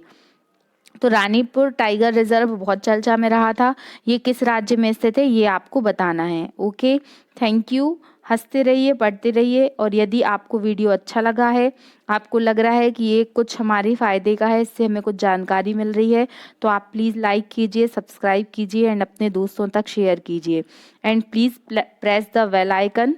Thank you so much. जय हिंद, जय भारत। मंजिल उन्हीं को मिलती है जिनके सपनों में जान होती है। पंख से कुछ नहीं होता, हौसलों से उड़ान होती है। तो हम अपने लक्ष्य की प्राप्ति के लिए, उड़ान भरने के लिए पढ़ना शुरू करते हैं और आगे बढ़ते हैं। Hello everyone, welcome to Vidyashree academy. I hope you are doing well. मैं पूजा सिंघई विद्याश्री एकेडमी में आप सभी का स्वागत करती हूँ। आज का करंट अफेयर 17 नवंबर की जो पहली न्यूज़ है वो है कि 16 नवंबर को कौन सा दिवस मनाया जाता है। तो 16 नवंबर को होता है राष्ट्रीय प्रेस दिवस। प्रेस, या जिसे हम मीडिया बोल सकते हैं, तो मीडिया की स्वतंत्रता के लिए एक दिन डिसाइड किया गया, 16 नवंबर। अब यहाँ पर क्वेश्चन आता है कि 16 नवंबर का ही दिन क्यों चुना गया। क्योंकि जो आपने प्रेस काउंसिल ऑफ इंडिया का नाम सुना होगा, प्रेस काउंसिल ऑफ इंडिया की स्थापना हुई थी वो 1965 के एक्ट के तहत कब हुई थी, 16 नवंबर 1966 को हुई थी। इसलिए 16 नवंबर 1966 से ये जो एक्ट था वो पीसीआई का वो प्रभावी हुआ था, इसीलिए 16 नवंबर का दिन राष्ट्रीय प्रेस दिवस के रूप में मनाया जाता है। फिर वर्तमान में जो पीसीआई है, इसके अध्यक्ष कौन है, प्रेस काउंसिल ऑफ इंडिया के, तो इनका नाम है रंजना प्रसाद देसाई, ये भी आपको याद रखना है। फिर हिस्ट्री में क्या क्वेश्चन पूछा जाता है, तो हिस्ट्री में इससे रिलेटेड क्वेश्चन पूछा जाता है कि प्रेस का मुक्तिदाता किसे कहा जाता है। प्रेस का मुक्तिदाता कहा जाता है चार्ल्स मैटकॉफ को, इनका नाम याद रखना है। प्रेस का मुक्तिदाता मैटकॉफ, ऐसे याद कर लीजिए। फिर right to expression and speech, विचार एवं अभिव्यक्ति की स्वतंत्रता हमारा एक फंडामेंटल राइट है, जो संविधान में आर्टिकल 19(1) के तहत प्राप्त है। तो याद रखिएगा, ये फंडामेंटल राइट जो मीडिया की स्वतंत्रता के लिए जिम्मेदार है, मीडिया को एक स्वतंत्रता देता है कि वो अब विचार और अभिव्यक्ति की स्वतंत्रता के दौरान जो है वो जो भी कार्यक्रम है, जो भी न्यूज़ है, उसको सबको बता सकते हैं। तो वो आर्टिकल 19(1) के तहत उनको स्वतंत्रता प्राप्त है। फिर बर्नाकुलर प्रेस एक्ट जो आया था, उसका संबंध भी मीडिया से है, पत्रकारिता से है। तो याद रखिएगा कि वर्नाकुलर प्रेस एक्ट कौन लेकर आया था, तो लिटिन लेकर आए थे। इसको भी याद रखिएगा, ये भी इम्पोर्टेंट पॉइंट है। फिर सेकंड न्यूज़ है, ये भी बहुत ही महत्वपूर्ण है कि 15 नवंबर 2022 को पंचायत पंचायत अनुसूचित विस्तार अधिनियम, जिसे बोला जाता है पैसा। What is the full form of पैसा। पैसा होता है पंचायत एक्सटेंशन शेड्यूल एरिया। तो ये जो पैसा है ये लगभग 10 राज्यों में लागू है। अभी जब 15 नवंबर को भारत की महामहिम राष्ट्रपति जी द्रौपदी मुर्मू कहाँ आई थी, शहडोल आई थी। अब ये क्यों आई थी? 15 नवंबर को क्या था, हम पढ़ चुके हैं। 15 नवंबर को बिरसा मुंडा जयंती थी, जिसे जनजाति गौरव दिवस के रूप में मनाया जाता है। तो इसके लिए मध्य प्रदेश सरकार ने एक कार्यक्रम का आयोजन किया था। कहाँ पर? शहडोल में। शहडोल मध्य प्रदेश का एक जिला है, जहाँ पर 15 नवंबर को ही पैसा को क्या किया गया, मध्य प्रदेश में लागू किया गया। ये बहुत ही महत्वपूर्ण है। जो अभी पटवारी का एग्जाम होने वाला है उसमें चूंकि पंचायती राज एक अलग से सब्जेक्ट दिया गया है, तो वहाँ ये क्वेश्चन जरूर पूछा जाएगा। फिर 10 राज्यों में लागू है। किस समिति की रिकमेंडेशन पर पैसा आया था? मतलब पंचायत जो एक्सटेंशन शेड्यूल एरिया है, ये कॉन्सेप्ट अपनाया गया था। तो एक कमेटी थी, दिलीप भूरिया कमेटी। ये यूपीएससी के प्रीलिम्स के एग्जाम में ये क्वेश्चन पूछा गया है, इसलिए इसको याद रखिएगा कि दिलीप भूरिया कमेटी की रिकमेंडेशन पर पैसा एक्ट को अपनाया गया था। इसके तहत जो कुछ स्पेशल पावर दिए जाते हैं, तो उसको याद रखना है आपको। फिर 73वां संविधान संशोधन। 73वां संविधान संशोधन पंचायती राज से रिलेटेड है। ये कब लागू हुआ था? तो 1992 में आया था, लेकिन 24 अप्रैल 1993 से लागू हुआ था। चूंकि ये 24 अप्रैल से लागू हुआ था, इसीलिए 24 अप्रैल का दिन पंचायती राज दिवस के रूप में मनाया जाता है। इसको भी याद रखिएगा। फिर 11वीं अनुसूची। 11वीं अनुसूची भारतीय संविधान में वर्तमान में कितनी अनुसूचियां हैं? तो वर्तमान में 12 अनुसूचियां हैं। लेकिन जब मूल संविधान बना था तब कितनी अनुसूचियां थी? 8 अनुसूचियां थी। यदि आपने आर्टिकल और अनुसूची वाला वीडियो नहीं देखा है तो आप उसे प्लेलिस्ट में जाकर देख लीजिए। ओके। फिर एक क्वेश्चन पूछा जाता है कि अनुसूची 11 के तहत अनुसूची 11 में कितने विषय का उल्लेख है, मतलब कितने सब्जेक्ट हैं? तो जो अनुसूची 11 है उसके अंतर्गत 29 विषय आते हैं। अब ये हमें कैसे याद रहेगा? तो 2+9 यदि आप करोगे तो 11 आएगा, मतलब जो 11वां शेड्यूल है उसमें 29 विषय हैं। और जो 12वीं अनुसूची है उसमें कितने विषय हैं? तो उसमें 18 विषय हैं। इसको याद रखिएगा। फिर त्रिस्तरीय पंचायती राज व्यवस्था का कॉन्सेप्ट कौन सी कमेटी लेकर आई थी? तो आपने नाम सुना होगा, बलवंत राय मेहता कमेटी। बलवंत राय मेहता कमेटी ने बोला था कि त्रिस्तरीय पंचायती राज होना चाहिए। 1957 में इन्होंने, मतलब 1957 में ये कमेटी बनाई गई थी। 1958 में इन्होंने अपनी रिकमेंडेशन प्रस्तुत की थी। 24 अप्रैल को कौन सा दिवस मनाते हैं? पंचायती राज दिवस मनाते हैं। तो इतने पॉइंट हमें इससे रिलेटेड स्टैटिक में पता होना चाहिए। फिर थर्ड क्वेश्चन है कि 15 नवंबर 2022 को डिजिटल शक्ति अभियान 4.0 का शुभारंभ किसने किया है? तो याद रखिएगा इस अभियान का क्या नाम है? डिजिटल शक्ति अभियान 4.0। अब इस डिजिटल शक्ति का संबंध किससे है? तो ये राष्ट्रीय महिला आयोग से संबंधित है। एमपीपीएससी का चाहे वो प्रीलिम्स हो या मेंस हो, दोनों में आयोग दिए गए हैं, जिसमें राष्ट्रीय महिला आयोग है, अनुसूचित जाति जनजाति अधिनियम है, मानव अधिकार आयोग है, बहुत सारे आयोग दिए गए हैं। तो ये क्वेश्चन आ सकता है। और ये जब ये प्रोग्राम लॉन्च हुआ था, एक और प्रोग्राम इसके पहले लॉन्च हुआ था, सी इज चेंज मेकर अभियान, तो ये भी महिला आयोग ने शुरू किया था। तो अभी जो ग्रुप डी का एग्जाम हुआ था उसमें ये क्वेश्चन आया था। तो ये क्वेश्चन भी आना लाजमी है कि डिजिटल शक्ति अभियान 4.0 किसने शुरू किया है? तो ये राष्ट्रीय महिला आयोग ने शुरू किया है। अब 4.0 है, इसका मतलब क्या है कि इसके पहले भी प्रोग्राम लॉन्च हो चुके हैं।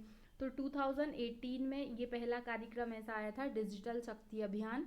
अब ये चौथा कार्यक्रम है। 2018 से इसकी शुरुआत हुई। अब इसे किसने, तो राष्ट्रीय महिला आयोग ने किसकी सहायता से इसको लॉन्च किया है? तो आपसे ये भी पूछा जा सकता है। तो 2 संस्थाएं हैं, एक है साइबर पीस और दूसरा है मेटा। मेटा क्या है? तो फेसबुक का नाम बदल के मेटा किया गया है, आपको ये जानकारी होगी। तो याद रखिएगा कि डिजिटल शक्ति अभियान 4.0 राष्ट्रीय महिला आयोग की पहल है। वर्तमान में राष्ट्रीय महिला आयोग की अध्यक्ष कौन है? तो रेखा शर्मा। इसके पहले भी रेखा शर्मा थी और अभी भी रेखा शर्मा जी हैं, तो इनका नाम आपको याद रखना है। और यदि आपसे ऐसा क्वेश्चन पूछा जाता है कि राष्ट्रीय महिला आयोग की प्रथम अध्यक्ष कौन थी, उनका नाम आपको कमेंट बॉक्स में लिखकर बताना है। फिर कुछ और अन्य अभियान देखते हैं, जैसे कि बेटी बचाओ बेटी पढ़ाओ। बेटी बचाओ बेटी पढ़ाओ का नाम आपने डेफिनेटली सुना होगा। तो इसकी शुरुआत 22 जनवरी 2015 से कहाँ से हुई थी? हरियाणा से हुई थी। और फिर बहुत ही सकारात्मक इसका रिजल्ट देखने मिला। फिर उज्ज्वला 2.1 और उज्ज्वला 2.2 ये भी महिला सशक्तिकरण से रिलेटेड है। तो उज्ज्वला जो 1.0 शुरू हुआ था, उसकी शुरुआत 1 मई 2016 से यूपी से हुई थी। यूपी के बलिया शहर से हुई थी। और जो उज्ज्वला 2.0 है, इसकी शुरुआत 10 अगस्त 2021 से हुई। ये एग्ज़ाम यूपी का जो एग्ज़ाम हुआ था उसमें पूछा गया था कि उज्ज्वला 2.0 की शुरुआत कब से हुई? तो 10 अगस्त 2021 से हुई। और कहाँ से हुई? महोबा से हुई। तो ये क्योंकि जब एग्ज़ाम होते हैं ना, तो प्रीलिम्स में भी ये फैक्चुअल क्वेश्चन पूछे जाते हैं कि किसी भी योजना की शुरुआत कहाँ से हुई, किस डेट से हुई। तो आपको ये सब याद रखना पड़ेगा। फिर नेक्स्ट न्यूज़ है, आर्टेमिस 1 मिशन किसने लॉन्च किया है? कौन सी अंतरिक्ष एजेंसी है जिसने आर्टेमिस 1 मिशन लॉन्च किया है? तो ये आर्टेमिस 1 मिशन क्या है, इसके बारे में हमें डिटेल में पढ़ना पड़ेगा। तो ये नासा ने लॉन्च किया है। और नासा ने कहाँ से लॉन्च किया है? कैनेडी स्पेस सेंटर, एक स्पेस सेंटर है कैनेडी स्पेस सेंटर। तो नासा ने ये लॉन्च किया है। और कब लॉन्च किया है? 16 नवंबर को लॉन्च किया है। फिर अगर आपने कल की क्लास देखी होगी स्पेस और टेक्नोलॉजी, तो मैंने कल ही पढ़ाया है आपको लूनर मिशन। जो लूनर मिशन है, तो इसका संबंध किससे है? चंद्रमा से है। जो लूनर थर्ड गया था, इसके तहत क्या सबसे पहले कि जो चंद्रमा पर जो फोटोग्राफ्स लिए गए थे लूनर 3 के द्वारा। और फिर लूनर 9 मिशन जो गया था, उस पर पहली बार चंद्रमा पर मानव गया था। चंद्रमा पर जाने वाले पहले व्यक्ति कौन थे? यदि आपने नील आर्मस्ट्रॉन्ग का नाम सुना होगा तो आपको पता होगा। तो मिशन अपोलो के द्वारा क्या हुआ था? चंद्रमा पर मानव गए थे। तो पुनः चंद्रमा पर पुनः मानव जाएंगे किस मिशन की हेल्प से? तो मिशन आर्टेमिस। और ये किसका मिशन है? तो ये नासा का मिशन है, इसको याद रखना है। और ये किस टेक्निक पर बेस्ड है? तो ये क्रायोजेनिक टेक्निक पर बेस्ड है। यदि आपको क्रायोजेनिक टेक्निक क्या होती है पता है तो आप कमेंट बॉक्स में लिखकर बताइए। वैसे मैंने कल से क्लास स्टार्ट की है साइंस एंड टेक्नोलॉजी के, जिसके 2 वीडियोस अपलोड कर दिए गए हैं, पार्ट 1 एंड पार्ट 2। उसको हम सीरीज़ में पढ़ेंगे क्योंकि ये सब्जेक्ट थोड़ा सा टेक्निकल है, उसको हमें अच्छे से कॉन्सेप्ट समझना होगा। आप उसको रट नहीं सकते। तो उसको अगर आपने नहीं देखा है तो आप सबसे पहले जाके उस वीडियो को देख लीजिएगा। फिर कुछ और मिशन है, जैसे परसिवरेंस भी नासा का मिशन है। जो मिशन मंगल के लिए, मतलब मंगल की सतह पर इन्होंने अपना अंतरिक्ष यान उतारा था, उसका क्या नाम है? परसिवरेंस। फिर PSLV C-53 क्यों चर्चा में था? क्योंकि इंडिया ने, मतलब जो इसरो है, इसरो ने सिंगापुर के 3 सैटेलाइट लॉन्च किए थे PSLV C-53 से। फिर एग्जाम में ये क्वेश्चन पूछा गया है कि निसार क्या है? निसार का फुल फॉर्म क्या है? ये है नासा इसरो। देखिए इसको अगर हम डिवाइड करते हैं तो एन से क्या है? नासा, और ये है इसरो। तो NASA ISRO synthetic aperture radar, NASA ISRO synthetic aperture radar. Okay. फिर ये क्वेश्चन भी आया है कि विश्व का सबसे भारी रॉकेट कौन सा है? तो ये फाल्कन 9 है। और ये किसने लॉन्च किया था? तो ये स्पेस एक्स ने लॉन्च किया था। आई होप आपको इतना कॉन्सेप्ट समझ में आ गया होगा। फिर नेक्स्ट क्वेश्चन है, क्लाइमेट चेंज परफॉर्मेंस इंडेक्स 2023 में भारत ने कौन सा स्थान प्राप्त किया है? देखिए क्लाइमेट चेंज मतलब पर्यावरण परिवर्तन सूचकांक। पर्यावरण परिवर्तन में क्या पर्यावरण जो परिवर्तित हो रहा है तो उसमें कैसा प्रदर्शन रहा है देशों का? तो हमारा जो भारत है उसने 8वां स्थान प्राप्त किया है। ये 2023 का इंडेक्स है, मीन्स 22-23 के लिए है। लेकिन अगर पूछा जाए कि लास्ट ईयर कौन सा रैंक था भारत का, तो भारत का 10वां स्थान था। अब कौन सा स्थान है? अब 8वां स्थान है।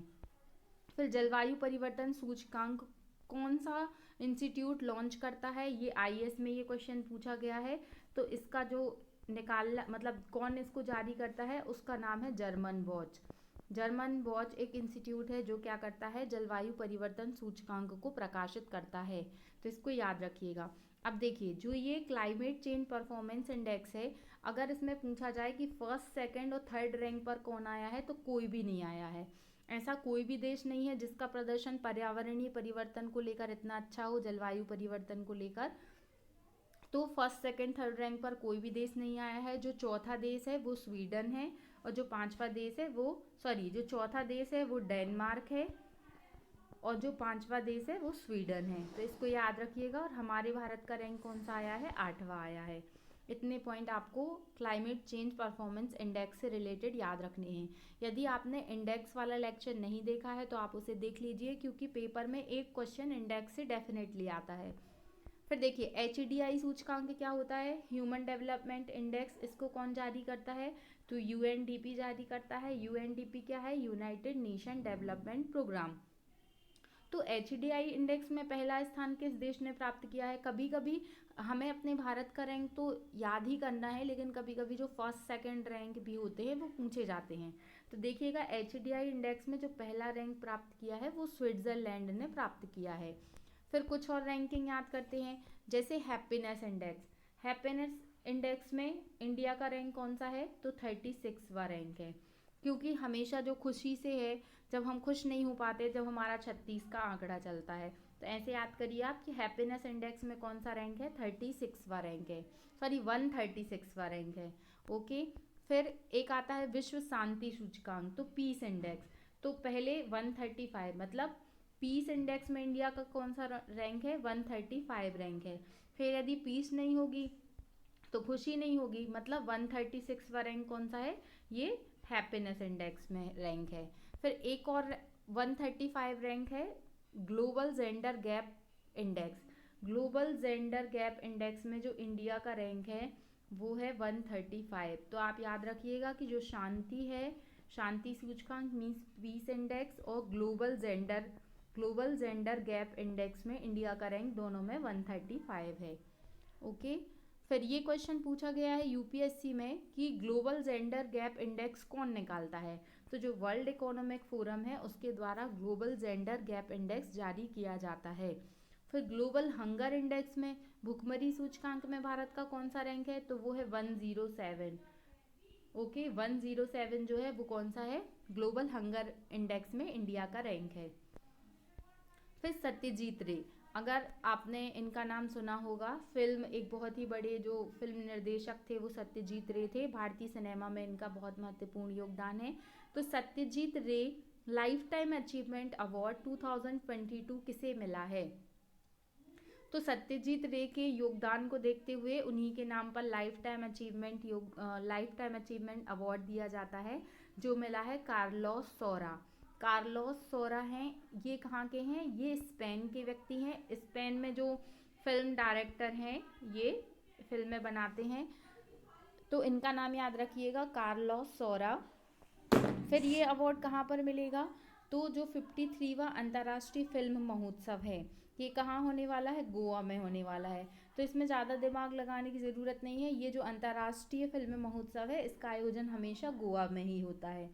तो 1992 में सत्यजीत रे जी को क्या मिला था? भारत रत्न अवार्ड मिला था। तो इसको याद रखना है। अब आप देख सकते हैं कि यदि किसी व्यक्ति को भारत रत्न अवार्ड मिल रहा है तो वो कितने महत्वपूर्ण होंगे। फिर एक और फिल्मों से रिलेटेड अवार्ड है दादा साहब फाल्के पुरस्कार।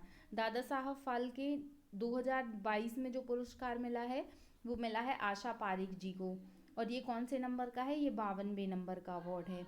फिर ग्रैमी अवार्ड किस क्षेत्र में दिया जाता है? तो ग्रैमी अवार्ड संगीत के क्षेत्र में दिया जाता है। और लता मंगेशकर जी का संबंध किससे है? तो इनको तो सभी जानते हैं, लता मंगेशकर जी का अभी हाल ही में निधन हुआ। इनका संबंध इंदौर से था। और लता मंगेशकर जी को भारत रत्न से कब विभूषित किया गया? तो 2001 में इनको भारत रत्न से सम्मानित किया गया था। फिर नेक्स्ट क्वेश्चन है ग्लोबल शील्ड योजना। ग्लोबल शील्ड योजना किस संगठन ने लॉन्च की है? तो इस संगठन का नाम है G7। G7 जो संगठन है उसने क्या किया है? ग्लोबल शील्ड प्रोग्राम लॉन्च किया है, जो क्या काम करेगा? तो ये ग्लोबल शील्ड योजना के तहत जो भी डिजास्टर मैनेजमेंट, जो भी प्राकृतिक आपदाएं आती हैं उनका प्रबंधन करने का काम, उनको फाइनेंशियल हेल्प करने का काम, वित्तीय मदद पहुंचाने का काम कौन सा संगठन करने वाला है। तो G7 संगठन के द्वारा एक ग्लोबल शील्ड प्रोग्राम लॉन्च हुआ है, उसके द्वारा ये कार्यक्रम किया जाएगा। फिर ये कब किया जा मतलब कहाँ पर ये लॉन्च हुआ है, तो जो अभी COP27 चल रहा है मिस्र में, वहाँ पर ये प्रोग्राम लॉन्च हुआ है, इसको याद रखिएगा। G7 की स्थापना कब हुई थी और इसमें कौन कौन सी कंट्रीज़ हैं, ये आपको कमेंट बॉक्स में लिखकर बताना है। फिर नाटो बहुत चर्चा में रहता है। नाटो अभी रशिया ने, अगर आपने न्यूज़ में सुना होगा कि रूस ने अपने जो मिसाइल है वो गलती से पोलैंड पर आक्रमण हुआ, जिसमें पोलैंड के नागरिक मारे गए, 2 नागरिकों की मौत हो गई। तो अभी ये चर्चा में था कि अब जो नाटो कंट्री हैं, चूंकि पोलैंड नाटो का मेंबर है, और नाटो का कॉन्सेप्ट क्या है कि यदि जो भी नाटो कंट्री है, नाटो क्या है तो नॉर्थ अटलांटिक ट्रीटी ऑर्गेनाइजेशन, इसकी स्थापना 1949 में हुई थी और इस संगठन में 30 देश हैं। तो जो नाटो का अगर कोई सदस्य मेंबर है और कोई नाटो के जो भी सदस्य देश हैं, अगर किसी एक देश पर भी आक्रमण होता है तो इसका कॉन्सेप्ट ये है कि सारे देशों पर आक्रमण माना जाएगा। फॉर एग्जाम्पल अभी जो नाटो में पोलैंड एक सदस्य देश है नाटो का, तो रशिया ने यदि पोलैंड के ऊपर आक्रमण किया है तो अभी ऐसी चर्चा चली कि इसको अब नाटो का जो आर्टिकल 5 है वो एक्टिव हो जाएगा, और फिर अब क्या प्रतिक्रिया होती है वो आपको देखने मिलेगी। तो हमें इतना पता होना चाहिए कि नाटो की स्थापना 1949 में हुई थी, इसके सदस्य देश 30 हैं, और नाटो का मुख्यालय कहाँ है, ब्रुसेल्स बेल्जियम में है। फिर कल हमने पढ़ा था कि इन अवर लाइफ टाइम अभियान लॉन्च हुआ है। ये किस लिए हुआ है, एनवायरनमेंट के लिए हुआ है। और जो दूसरा प्रोग्राम है वो है लाइफ स्टाइल फॉर एनवायरनमेंट। ये कहाँ पर हुआ है, ये गुजरात में हुआ है। फिर नवंबर 2022 में केंद्र सरकार ने नीति आयोग का पूर्णकालिक सदस्य किसे लॉन्च किया है।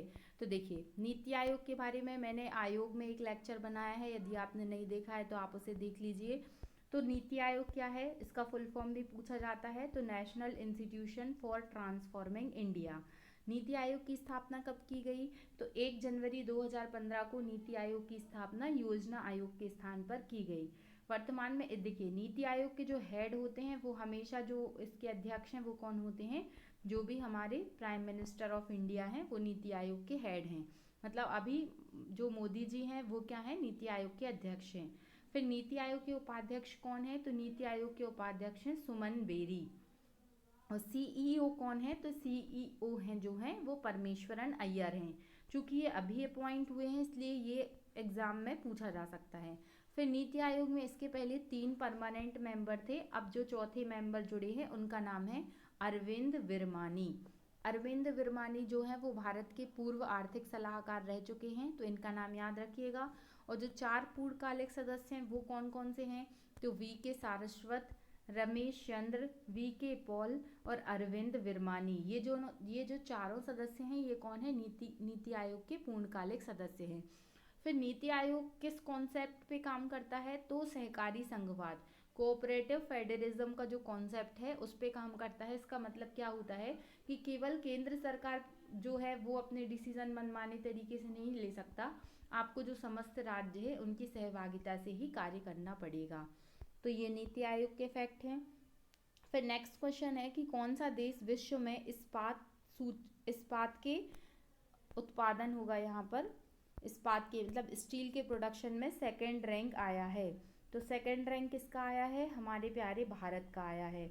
तो 1st रैंक पर कौन है, 1st रैंक पर चाइना है। तो आप याद रखिएगा कि विश्व में इस्पात के जो प्रोडक्शन है उसमें भारत का दूसरा स्थान है और प्रथम स्थान चाइना का है। फिर स्टील फ्रेम ऑफ इंडिया किसे कहा जाता है, ये आपको कमेंट बॉक्स में लिखकर बताना है। फिर बोकारो स्टील प्लांट कहाँ पर स्थित है, तो ये झारखंड में स्थित है और 3rd 5 ईयर प्लान के द्वारा इसकी स्थापना की गई थी with the help of Russia.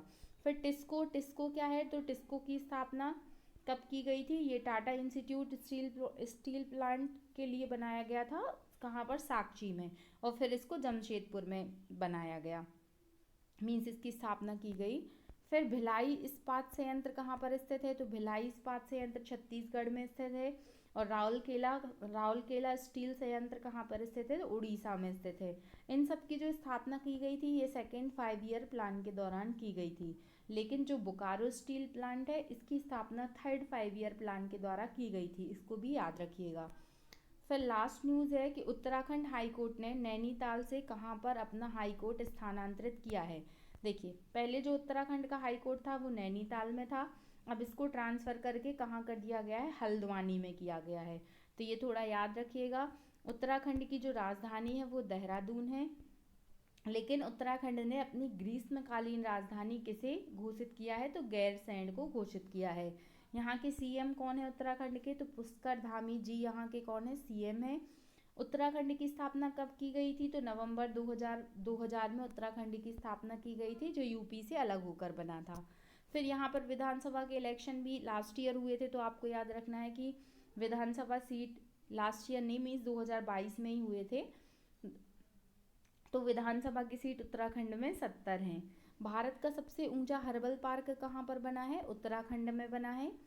फिर एक पॉलिटी का स्टैटिक क्वेश्चन है कि जो रिट है, रिट किस भाग में बताई गई हैं, ये आपको कमेंट बॉक्स में लिखकर बताना है। तो अनुच्छेद नंबर जो 32 है, आर्टिकल 32 सुप्रीम कोर्ट को रिट जारी करने की शक्ति देता है, जबकि आर्टिकल 226 जो है वो हाई कोर्ट को रिट जारी करने की शक्ति देता है। यदि आपसे कभी कोई ऐसा क्वेश्चन पूछता है कि सुप्रीम कोर्ट और हाई कोर्ट में किससे अधिक शक्तियां प्राप्त हैं रिट के मामले में, तो आप कभी भी इसका आंसर सुप्रीम कोर्ट मत लगाइएगा, क्योंकि सुप्रीम कोर्ट केवल फंडामेंटल राइट के लिए ही रिट जारी कर सकता है, लेकिन जो हाई कोर्ट है वो fundamental right plus legal right दोनों के लिए रिट जारी कर सकता है।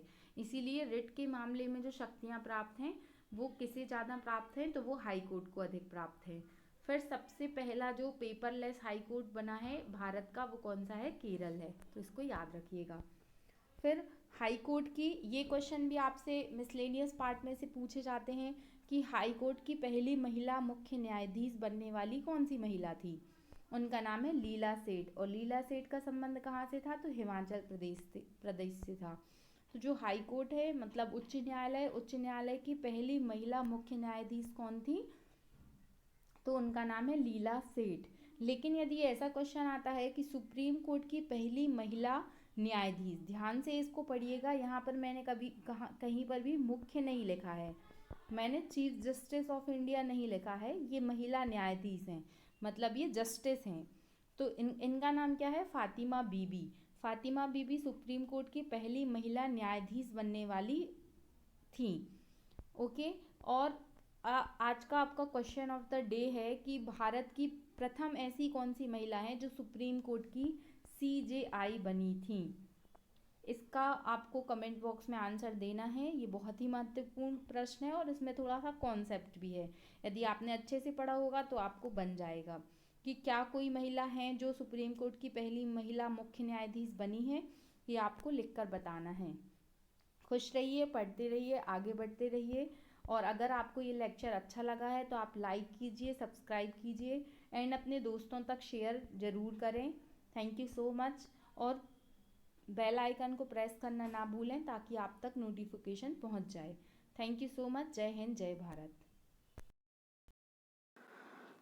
Hello everyone, welcome to Vidyashree academy. I hope you are doing well. 18 नवंबर का करंट अफेयर आज हम पढ़ने वाले हैं। श्री कृष्ण ने गीता में कहा है, श्री कृष्ण ने गीता में बात कही गंभीर, औरों से दुनिया लड़े, लड़े स्वयं से वीर। एज अ एस्पिरेंट आपको अपने आप से लड़ना होगा, अपने आप को मोटिवेट करना होगा, क्योंकि एक्सटर्नल मोटिवेशन से आप केवल कुछ समय के लिए मोटिवेट रह सकते हैं, लेकिन हमें स्वयं को मोटिवेट करने के लिए जो हमारा इंटरनल मोटिवेशन है हमेशा उसको ज़रूरी है बनाए रखना। चलिए पढ़ते हैं और आगे बढ़ते हैं। 18 नवंबर का करंट अफेयर, जिसमें पहला जो पॉइंट है वो है काशी तमिल संगम का आयोजन कहाँ पर किया जाने वाला है। तो काशी तमिल संगम ये होने वाला है वाराणसी में। कब होने वाला है? 17 नवंबर 2022। तो ये डेट आपको याद रखना है। ये क्या है? काशी तमिल संगम महोत्सव क्या है? तो ये जो संगम है ये तमिल संस्कृति के रहन सहन के लिए किया जा रहा है। तमिल संस्कृति का क्या रहन सहन है, क्या खान पान है, उसको बताने के लिए ये महोत्सव होता है। बनारस, याद रखिएगा इसको। फिर बनारस हिंदू विश्वविद्यालय कहाँ पर स्थित है, तो वो भी वाराणसी में स्थित है। काशी यात्रा योजना एक और होता है, काशी यात्रा योजना। ये योजना कहाँ पर शुरू हुई है, तो ये कर्नाटक में शुरू हुई है। फिर इसके पहले भी हमने ये पढ़ा है और ये क्वेश्चन अभी रिसेंटली एग्जाम में पूछा भी गया है कि एससीओ की पर्यटन और सांस्कृतिक राजधानी कौन सी है। तो सबसे पहले तो एससीओ क्या है, संघाई कोऑपरेशन ऑर्गेनाइजेशन। इसकी जो टूरिज्म और कल्चरल कैपिटल बनी है वो किसको बनाया है, वाराणसी को बनाया है। तो इतने पॉइंट आपको वाराणसी से रिलेटेड पता होना चाहिए। फिर 16 नवंबर 2022 को किस राज्य ने बाजरा मिशन शुरू किया है। अगेन इम्पोर्टेंट क्वेश्चन, बाजरा मिशन। अब अगर आपने पढ़ा होगा कि 2023 को भारत सरकार ने कौन सा वर्ष घोषित किया है, तो 2023 को भारत सरकार ने मोटे अनाज का वर्ष घोषित किया है। तो बाजरा कैसी फसल है, बाजरा एक मोटे अनाज की फसल है। जो किस प्रकार की फसल मानी जाती है, तो बाजरा है एक खरीफ की फसल है, याद रखिएगा इसको। बाजरा एक खरीफ की फसल है। अब बात करते हैं कि ये बाजरा मिशन कहाँ पर शुरू हुआ है, तो ये असम में शुरू हुआ है। अब बाजरा के लिए अलग से कोई मिशन चलाया जा रहा है, तो ये एकदम औसम टाइप की न्यूज़ लग रही है। मतलब ये कहाँ पर हो रहा है, असम में हो रहा है। 2023 को मोटा अनाज वर्ष घोषित किया गया है। बाजरा कैसी फसल है, तो बाजरा खरीफ की फसल है। आपको कमेंट बॉक्स में रबी की और खरीफ की जो जो फसलें हैं उनके एग्जाम्पल लिखकर बताना है। फिर आपने असम में सुना होगा, बाजरा की प्रोडक्शन में जो भारत है, अपना जो भारत है वो प्रथम स्थान पर आता है पूरी दुनिया में। और अगर एज अ स्टेट की बात करते हैं कि स्टेट में कौन सा स्टेट प्रथम है, तो सारे स्टेट में जो राजस्थान है वो बाजरा के उत्पादन में प्रथम स्थान रखता है। तो राजस्थान का तो राज ही होगा, मतलब बाजरा में किसका राज चलता है, राजस्थान का राज चलता है। आई होप आपको याद हो गया होगा। फिर एक ढोला सादिया पुल है, वो भी असम में है। और ये किसके नाम पे ये पुल बनाया गया है, तो असम के एक निवासी हैं भूपेन हजारिका जी, उनके नाम पर ढोला सादिया पुल का निर्माण किया गया है। फिर असम का पुराना नाम क्या है, तो असम का पुराना नाम है कामरूप। अब कामरूप से आपको कुछ याद आया होगा, जब हमने सुपर कंप्यूटर पढ़े थे तो आप याद करिए कि आईआईटी गुवाहाटी ने कौन सा कंप्यूटर बनाया था, आईआईटी गुवाहाटी ने सुपर कंप्यूटर कामरूप बनाया था। ओके, इसको याद रखिएगा आप। फिर एक सींग वाले गैंडे के लिए कौन सा नेशनल पार्क फेमस है, तो ये भी असम में है। एक सींग वाला गैंडा मतलब एकदम औसम टाइप का गैंडा होगा ये, तो ये कहाँ पर है, असम के काजीरंगा राष्ट्रीय उद्यान में है। और अभी 2 नेशनल पार्क नए बने हैं, इसका नाम क्या है, दिहंग पटकई, और दूसरे का नाम है रायमोना नेशनल पार्क। ये दोनों नेशनल पार्क भी कहाँ स्थित हैं, ये असम में स्थित हैं।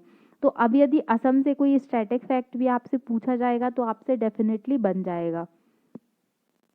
जो थर्ड न्यूज़ है वो भी हम पहले पढ़ चुके हैं, उसी से रिलेटेड है। एथलीट कमीशन में चुने जाने वाले जो व्यक्ति हैं, जिन खिलाड़ी हैं, उनका नाम क्या है, शरद कमल। तो शरद कमल को अंतर्राष्ट्रीय टेबल टेनिस महासंघ ने एथलीट पैनल में चुना गया है। मतलब क्वेश्चन ऐसा बनेगा कि अंतर्राष्ट्रीय टेबल टेनिस महासंघ में एथलीट कमीशन में चुने जाने वाले एकमात्र टेबल टेनिस खिलाड़ी का क्या नाम है। आंसर है शरद कमल। शरद कमल क्यों फेमस रहे, क्योंकि इन्होंने क्या किया था, शरद कमल कॉमनवेल्थ में सर्वाधिक गोल्ड मेडल लाने वाले व्यक्ति थे। मतलब ऐसे खिलाड़ी जो कॉमनवेल्थ में सर्वाधिक गोल्ड मेडल लेके आए, उनका क्या नाम था, उनका नाम था शरद कमल। फिर 2 दिन पहले ही हमने पढ़ा था मेजर ध्यानचंद पुरस्कार। जो मेजर ध्यानचंद पुरस्कार है वो खेल का सबसे बड़ा पुरस्कार है। मेजर ध्यानचंद पुरस्कार का इसके पहले क्या नाम था, तो इस पुरस्कार का पहले नाम था राजीव गांधी पुरस्कार। राजीव गांधी का पुरस्कार नाम बदलकर जो पुरस्कार मिलता था उसका किसके नाम पर किया गया है, तो महान खिलाड़ी मेजर ध्यानचंद जी के नाम पर इस पुरस्कार का नाम कर दिया गया है। अब इसमें कितना लाख रुपए मिलता है, तो 25 लाख रुपए मिलता है। और ये 2022 के लिए किसको मिलने वाला है, तो 2022 में केवल एक खिलाड़ी हैं जिनका क्या नाम है, शरद कमल। शरद कमल का संबंध किस किस खेल से है, तो ये टेबल टेनिस के खिलाड़ी हैं। और याद रखिएगा कि कॉमनवेल्थ जो हुए थे 2022 वाले, उसमें सर्वाधिक मेडल लाने वाले कौन से खिलाड़ी थे, शरद कमल थे। आई होप आपको ये याद हो जाएगा। फिर डायमंड लुसाने लीग और विश्व एथलेट चैंपियनशिप, ये जो दोनों चैंपियनशिप हैं ये किसने जीती हैं? ये नीरज चोपड़ा ने जीती हैं। नीरज चोपड़ा का संबंध किस खेल से है? तो नीरज चोपड़ा क्या है? एक भाला फेंक के खिलाड़ी हैं। फिर इसके बाद में कॉमनवेल्थ गेम्स 2022 का समापन, जो समापन समारोह हुआ था उसमें जो ध्वजवाहक थे वो कौन थे? वो भी शरद कमल थे। तो इसलिए भी ये वाला फैक्ट भी याद रखना है। फिर नेक्स्ट क्वेश्चन है कि 17 नवंबर 2022 को मेटा इंडिया का उपाध्यक्ष किसे नियुक्त किया गया है? तो आपको पता होगा कि फेसबुक का नाम बदलकर क्या कर दिया गया है? फेसबुक का नाम बदलकर मेटा किया गया है। तो मेटा इंडिया, अब मेटा इंडिया में उपाध्यक्ष का पद किसने ग्रहण किया है? तो उनका नाम है संध्या देवनाथन। संध्या देवनाथन कौन है? मेटा इंडिया फेसबुक के उपाध्यक्ष हैं। फिर कुछ नई नियुक्तियां जो अभी अभी हुई हैं, तो भारत के नए अटॉर्नी जनरल ऑफ इंडिया कौन बना है? डॉक्टर वेंकट रमनी। डॉक्टर वेंकट रमनी जो है वो अटॉर्नी जनरल ऑफ इंडिया हैं। ये भारत सरकार के प्रथम विधि वक्ता कहे जाते हैं, मतलब जो फर्स्ट वकील हैं। मतलब यदि सरकार की तरफ से कोई केस लड़ा जाएगा तो वो कौन लड़ता है? वो महान्यायवादी लड़ते हैं। तो महान्यायवादी का अटॉर्नी जनरल का आर्टिकल कौन सा है? आर्टिकल नंबर 76 को याद रखिएगा। और ये कौन है? आर वेंकट रमनी। फिर डीआरडीओ के अध्यक्ष कौन है? डीआरडीओ के अध्यक्ष हैं समीर कामत। डीआरडीओ को फुल फॉर्म क्या है? अब पढ़ चुके हैं ये भी हम। Defence research development organisation. इसके हेड कौन है? समीर कामत। डीआरडीओ की स्थापना कब की गई? 1958 में। डीआरडीओ का ध्येय वाक्य क्या है? तो वलस्य मूलम विज्ञानम, इसको भी याद रखिएगा। फिर सीवीसी क्या है? Central vigilance commission. सीवीसी कब बना था? 1964 में। किस कमेटी की रिकमेंडेशन पर? संथानम कमेटी की रिकमेंडेशन पर। फिर सीवीसी क्यों बनाया गया? सीबीसी का क्या काम है? तो भ्रष्टाचार पर रोक लगाने के लिए। और वर्तमान में सीबीसी के हेड कौन है? तो सुरेश एन पटेल। इनका नाम आपको याद रखना है, सुरेश एन पटेल। फिर अभी वर्तमान में जो सीईसी कौन है? सीईसी क्या होता है? Chief election commissioner. तो जो मुख्य चुनाव आयुक्त थे उनका नाम है राजीव कुमार, ये भी आपको याद रखना है। फिर अंतर्राष्ट्रीय पर्यटन मार्ट का आयोजन किस राज्य में किया जा रहा है? अब ये अंतर्राष्ट्रीय पर्यटन मार्ट क्या है? तो ये नॉर्थ ईस्ट में जो पर्यटन है उसको बढ़ाने के लिए ये इसका आयोजन किया जा रहा है। और जो उत्तर पूर्वी भारत की संस्कृति का प्रचार प्रसार करने के लिए, कि नॉर्थ ईस्ट की संस्कृति को सभी भारत में और अंतर्राष्ट्रीय स्तर पर पहचान मिल सके, इसीलिए इस फेस्टिवल का आयोजन किया जा रहा है। और ये कहाँ पर हो रहा है? ये मिजोरम में हो रहा है। मिजोरम की जो राजधानी है वो कौन सी है? आइजोल। और यहाँ के सीएम कौन है? उनका क्या नाम है? जोरमथांगा। जोरमथांगा यहाँ के कौन है? सीएम है। फिर आपने अगर फेस्टिवल वाला वीडियो नहीं देखा है, मैंने प्रत्येक राज्य में कौन सा फेस्टिवल फेमस है, कौन कौन से फेस्टिवल कहाँ पर होते हैं, इसका वीडियो बनाया है। यदि नहीं देखा है तो आप प्लेलिस्ट में जाकर देख लीजिए। फिर चपचारकूट एक और त्योहार होता है यहाँ पर, जिसे बांस नृत्य भी कहा जाता है। तो मिजोरम, अगर कोई मजे में रम कर क्या कर रहा है? कोई कूट रहा है, कोई व्यक्ति कुट रहा है, और अगर एकदम हम मजे में एकदम रम कर क्या कर रहे हैं? मजे ले रहे हैं, तो चपचारकूट। ऐसे कुछ याद कर लीजिए आप कि चपचारकूट कहाँ होता है? मिजोरम में होता है। और इसी को बांस नृत्य भी कहा जाता है। तो कोई अगर किसी को मारेगा या कूटेगा तो ऐसे ही थोड़ी ना मारेगा, बांस के डंडे से मारेगा। तो अब आपको याद रहेगा कि चपचारकूट बांस नृत्य भी कहलाता है। फिर एक बहुत ही फेमस खिलाड़ी है कॉमनवेल्थ गेम्स में जिन्होंने वेट लिफ्टिंग में गोल्ड मेडल लेकर आए थे, उनका नाम है जेरेमी लाल निरुंगा। अब इनका नाम हम यहाँ पर क्यों पढ़ रहे हैं? क्योंकि इनका संबंध आइजोल से है, इसलिए याद रखिएगा कि जेरेमी लाल निरुंगा जो हैं वो वेट लिफ्टर हैं और ये कॉमनवेल्थ में गोल्ड मेडल लेकर आए थे। फिर एक त्योहार होता है लोसांग त्योहार। लोसंग त्योहार कहाँ पर होता है? सिक्किम। हमने इसको कैसे याद किया था कि लोसंग, यदि आप कहीं पर भी जाते हैं, मंदिर वगैरह जाते हैं, तो बोलते हैं सिक्के रख लेना साथ में देने के लिए या चढ़ाने के लिए। तो लोसंग त्योहार कहाँ पर होता है? सिक्किम में स्थित होता है, सिक्किम में होता है। फिर हॉर्नबिल फेस्टिवल नागालैंड में होता है। ये क्वेश्चन यूपीएससी में आ चुका है, इसको याद रखिएगा। फिर चेरी ब्लॉसम फेस्टिवल कहाँ पर होता है? तो शिलांग में होता है, ये भी आपको याद रखना है। फिर नेक्स्ट क्वेश्चन है, भारतीय मूल के नोबेल पुरस्कार विजेता ब्रिटेन का इनको ऑर्डर ऑफ मेरिट सम्मान से सम्मानित किया गया है, तो उस व्यक्ति का नाम बताना है कि ऐसे कौन से व्यक्ति हैं जिन्हें भारतीय मूल के नोबेल पुरस्कार विजेता को ब्रिटेन का ऑर्डर ऑफ मेरिट सम्मान मिला है। उनका नाम है बेंकी रामाकृष्णन। अब इनका नाम सुन के ही आपको लग रहा होगा कि इनका संबंध साउथ से है। बेंकी रामाकृष्णन है, इनको 2009 में इन्होंने राइबोसोम के स्ट्रक्चर के बारे में बताया था और इनका संबंध तमिलनाडु से है, लेकिन अब ये ब्रिटेन में रहते हैं, इसीलिए ये भारतीय मूल के हैं। तो इनको क्या मिला था? नोबेल प्राइज मिला था। कब मिला था? 2009 में मिला था। किस लिए मिला था? तो इन्होंने स्ट्रक्चर ऑफ राइबोसोम के बारे में बताया था। तो याद रखिएगा, इनका नाम क्या है? बेंकी रामाकृष्णन। अब इनके नाम में राम भी है और कृष्ण भी है और बैंक भी है, मतलब आप समझ जाइए कि ये बहुत ही महान होंगे। और इनको क्या बोला गया, मतलब जो राइबोसोम है, राइबोसोम को क्या बोला जाता है? तो प्रोटीन की फैक्ट्री। राइबोसोम को क्या बोला जाता है? प्रोटीन की फैक्ट्री। अच्छा, आप कमेंट बॉक्स में लिखकर बताइए कि स्टडी ऑफ सेल क्या कहलाती है। ये मैंने आपको बताया है। यदि आपने सेल वाला लेक्चर नहीं देखा है तो मैंने कंप्लीट सेल डिफाइन किया है, आप देख लीजिएगा साइंस की प्लेलिस्ट में जाके। स्टडी ऑफ सेल क्या है ये आपको बताना है। सेल की खोज किसने की थी? तो सेल की खोज की थी रॉबर्ट हुक ने। कोशिका की खोज की थी और केंद्रक की खोज की थी रॉबर्ट ब्राउन ने। फिर साहित्य का नोबेल पुरस्कार पाने वाले प्रथम भारतीय व्यक्ति कौन थे? तो साहित्य का नोबेल प्राइज सबसे पहले मिला था रविंद्रनाथ टैगोर जी को, और कब मिला था? 1913 में मिला था। ये भी आपको याद रखना है। फिर पहली बार डिफेंस सर्विसेज स्टाफ कॉलेज के लिए किसे चुना गया? मतलब पहली बार डिफेंस सर्विसेज स्टाफ कॉलेज, जो कि कहाँ पर है? तमिलनाडु में है, वहाँ पर 6 महिलाओं का एडमिशन हुआ है।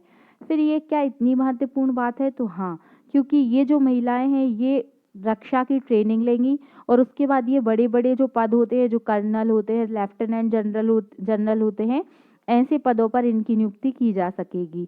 तो याद रखिएगा, ये भारत में डिफेंस सर्विसेज स्टाफ कॉलेज कहाँ पर है? तो ये नीलगिरी एक जिला है तमिलनाडु का, वहाँ पर स्थित है। फिर चीफ ऑफ डिफेंस स्टाफ जो CDS होते हैं, आपने जनरल बिपिन रावत जी का नाम सुना होगा, जो इंडिया के फर्स्ट CDS थे जिनका एक प्लेन क्रैश हुआ था जिसमें उनका निधन हो गया था। इसीलिए जो सेकंड CDS ऑफ इंडिया हैं वो कौन बने हैं? अनिल चौहान। इनका नाम याद रखिएगा, यह प्रश्न जरूर पूछा जाएगा। नेक्स्ट क्वेश्चन है कि किसने महिला पेशेवर टेनिस टूर्नामेंट में बिली जीन्स कप जीता है? तो देखिए, ये बिली जीन